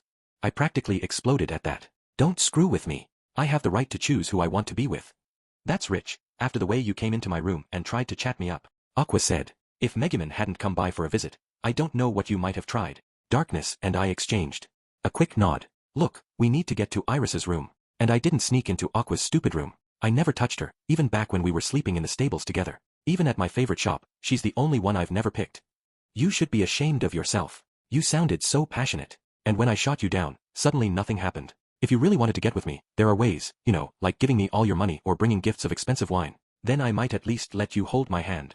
I seriously wanted to smack this dumbass. Better yet, I wanted to wring Lugcraft's neck for putting me in this position. That was a fake me who was talking to you, a doppelganger. A shape-shifting double has infiltrated this castle, and he's after Iris. Aqua and Megumin looked at each other again. Hey, so you mean all those nice things you said about my blue hair, that was an imposter talking the whole time? You didn't mean that weird stuff you said about how I would be perfect if only I didn't belong to the Axis Church. And you told me that I would be perfect if only I didn't belong to the Crimson Magic Clan, and I won't be satisfied until I've blown you away for that. They guided us along, all the while saying things I would have been happier not hearing. Quit it. I don't want to know how that jerk tried to hit on you. Seriously, stop already. Given his modus operandi, would he actually try to chat up Iris, too? He was convinced she was my little sister, so I didn't really think so, but... This is it. This is Iris's room. Hey, you can hear something from inside. Crap, he was already in there. Darkness and I got ready to kick down the door when... Exterion. That happened. A brutal slash flew directly over my head. An instant later, the door came crashing down, and... The elder brother? There stood Iris in her pajamas, blushing furiously. However Lugcraft had tried to get to her, it had caused her to draw her sword, along with a black puddle I assumed was the former Prime Minister spreading on the floor. 7. I can't apologize enough. The next morning, after everyone learned about the fuss in the castle, we went back to our inn, and then we returned to the castle when it was light again. Prince Levy, we know you weren't involved, so please don't. The young prince had thrown himself to the ground despite the fact that we were in front of all his retainers, and now Iris was trying to cheer him up. The fact that the Prime Minister had been a doppelganger had already spread beyond the castle and was the talk of everyone in town. As for Iris, she wasn't just the Dragon Slayer but now also the savior of a country that had nearly been taken over by a shapeshifter. Any and every citizen of Elrode was aware that this savior was betrothed to their prince, and it had the entire town in a state of celebration. I'm sorry. It was all because of my own foolishness. Arg, no wonder they call me the idiot prince. If you hadn't come here, Princess Iris, Elrode would have been subjugated by the Demon King. The prince had been like this for a while now. The news about Lugcraft's identity had been shocking in proportion to how important he had been in this country. Everyone who had previously dismissed Iris as a countrified runt now practically worshipped her, to the point that you almost couldn't be sure who really ran this country anymore. Now Iris stepped to the center of the audience chamber, smiling at the prostrate prince. Your Majesty, royalty shouldn't be too eager to bow the head, you understand. At that, the prince jumped to his feet and coughed loudly. Why yes, of course. But we have, I must say, incurred a great debt in this instance. Our nation won't forget what we owe to Belzerg. Ask us for anything you need in future. Ahem. He hesitated for a second, then went on. Because Belzerg and Elrode are friends and allies, of course. Then he looked away, embarrassed. Advisors and Iris alike turned beatific gazes on him, and the whole audience chamber was filled with a sense of harmonious accord. Darkness, squinting at Iris as if she were too bright to look at, stepped up beside the princess. Good, now we can consider this matter resolved. All loose ends have been tied up, our friendship has deepened, and the ultimate outcome was positive. We ask for your continued goodwill in the future, Prince Levy. Indeed. We can only support you from back here, but that we will do to our fullest ability. What a truly fortuitous outcome. I owe a great deal to Princess Iris's elder brother, as well. I can't approve of his tricking me, but that was a valuable lesson in itself. He seemed to be in such high spirits that it felt like our first meeting had been with a different person. To he who will one day be my own elder brother, I extend a permanent standing invitation to come here anytime and use this castle like his own house. I didn't really follow, but since nobody seemed like they were going to say anything, I decided to take it on myself to give the prince a word of warning. What makes you think I'm going to be your older brother? You must be wrong in the head to get an idea like that. It was like time in the audience chamber stood still. Heir? I'm sorry, but you are Princess Iris's elder brother, aren't you? Sure am. I mean, informally speaking. We don't have a blood connection. The prince cocked his head. Was it that hard to understand what I'd said? No blood connection? What? What are you talking about? Are you not Prince Jadis? But then, who in the world are you? I may be the #1 adventurer in all of Belzerk, Kazuma Satu. Even then, the prince didn't quite seem to be putting the pieces together. I see. It's complicated, is that what you're saying? Well, even so, considering Princess Iris reveres you as an older brother, I suppose I too. Maybe he really was an idiot. Hold on there. You dissolved your engagement to Iris, remember? Now time really stopped. Hey, you notice he's not moving a muscle? I wonder if he's okay. Ahem, I believe we should leave him be. Kazuma, there are certain things you ought not to say. Why would you go out of your way to tell him what everyone else has danced around? As Aqua and Megumin whispered to me, the light returned to the prince's eyes. About that. I didn't really mean it. I was just trying to drive a wedge between Belzerk and us so Princess Iris wouldn't want me. The Prime Minister had me fooled, too, and it was the ultimate sign of our alliance and friendship. Now he was downright desperate, the exact opposite of the way he'd been during our first meeting. The prince turned beseeching eyes on Iris. She looked at me, troubled, for only a second. Belzerk and Elrode shall be friends forever and ever. So let us just be friends as well. Wait, what? Epilogue. We watched the capital of Elrode grow smaller in the distance. Hey, has it occurred to you that we didn't actually get to enjoy any sightseeing? Aqua asked from the rearmost seat of the lizard-drawn carriage. What, you worry about that now? You, the one who has the absolute highest probability of causing a scene anywhere we go. Now just a minute, you night-stalking AT. If I'd had a little more allowance, I could have had more fun. When we get back to Axel, I want you to raise my allowance. I'll cover one of your turns cooking dinner in exchange. Grr. What did you just say? Night-stalking NET. As if I was even interested in you. Think of all those nights we spent together in the stable. Did I ever do anything to you? I heard all the fap-fapping from your side of the stable. You were sleeping right next to a gorgeous woman, yeah? Don't try to tell me I wasn't the subject of your little fantasies. You lying entity. What a bayitch. For the first time in a while, my anger reached the boiling point. Despite the fact that the carriage was going full tilt, I worked my way from the driver's bench to where Aqua was seated in the back, bent on reducing her to tears. She must have sensed the danger, because she held up her hands in surrender, but it was too late. Just when I was about to really let her have it. Though, ah-ha-ha-ha-ha. Iris, seated next to Megumin, burst into very strange laughter. Ah-ha-ha-ha-ha-ha. Ah-ha-ha-ha-ha-ha. Completely disarmed by my little princess, I gave up on punishing Aqua and sat down beside her instead. If you want me to forgive you, you'll do the cooking all this week, right? Sure, but get ready for natto 3 times a day. Iris, looking happily at Aqua, who clearly didn't feel the least bit bad, said, I was right. Every day is wonderful when I'm with you, elder brother. I can't thank you enough for taking this quest. She smiled an innocent smile. Ah, don't mention it. I had a great time, too. What really shocked me is that you were the only one to see through that fake me. And you haven't even known me as long as anyone else here. What's wrong with the rest of you? How long have we known one another? An objection came from the front of the carriage. Hold it, Kazuma. I saw through him, too. He had me going for a little while there, but then I realized it couldn't be you. You're even worse. The stuff you made him do when he wasn't even me. All he had to do was give you the tiniest push. Megumin and Aqua both looked pointedly away. As I told Prince Levi, if there's one thing I'm confident in, it's my ability to read people, Iris said, smiling with assurance. Hey, Iris, I see your eyes cloud over when you call Kazuma elder brother. Sure. You claim to see with unclouded eyes, Aqua, but you couldn't tell me from a monster in disguise. You still think you deserve that nickname? Ha. While Aqua was busy covering her ears and pretending she couldn't hear me, I remembered something that had slipped my mind all this time. Oh yeah, Iris, you were so busy with work, you never got to hit the town. It's not much, but I brought you a little souvenir. It was the kitty ring I'd bought in town. It cost only 400 Eris, and unfortunately, I'd forgotten to look for anything more expensive. I was a little afraid Iris wouldn't want such a cheap toy, but her eyes opened wide. Really? I can have this? Sure. You're missing that ring you always used to wear, right? I can tell, that spot on your finger is kind of white. I thought you might like this one instead.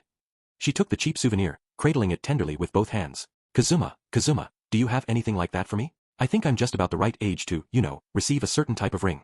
When Megumin predictably butted in, I pulled out the item I had prepared for this very occasion. Here, Megumin, I've got Elrode rice crackers for you. I don't mind saying they cost more than Iris's ring. Megumin sat with the bag of rice crackers in her hands, a complicated series of emotions playing over her face. I ignored her. Oh, Kazuma, what about me? Did you get a souvenir for me? For you, I've got a rock from that gold mine we chased the dragon out of. It's kind of shiny, like maybe it's got some gold in it. I handed her the stone, which might or might not have had any gold in it, and Aqua took it without complaining. She examined it intently. Maybe she liked the shape. I noticed darkness shooting furtive glances our way from the driver's bench, but she was driving. I would worry about her later. Come to think of it, unlike Iris, the girls had all been with me when I went into town. Why was I giving them souvenirs? But just as I was thinking that, he.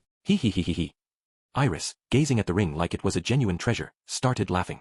Elder brother. Ahem, that is. She couldn't quite get the words out. Finally, she braced herself and took a deep breath. Thank you, big bro. And then she smiled from ear to ear. Afterward, hello from your thankful that you bought volume 10, yet having been living in Saitama for more than a year has still visited only the local convenience stores and department store, pretty much living a hikikomori life. Author, Natsume Akatsuki.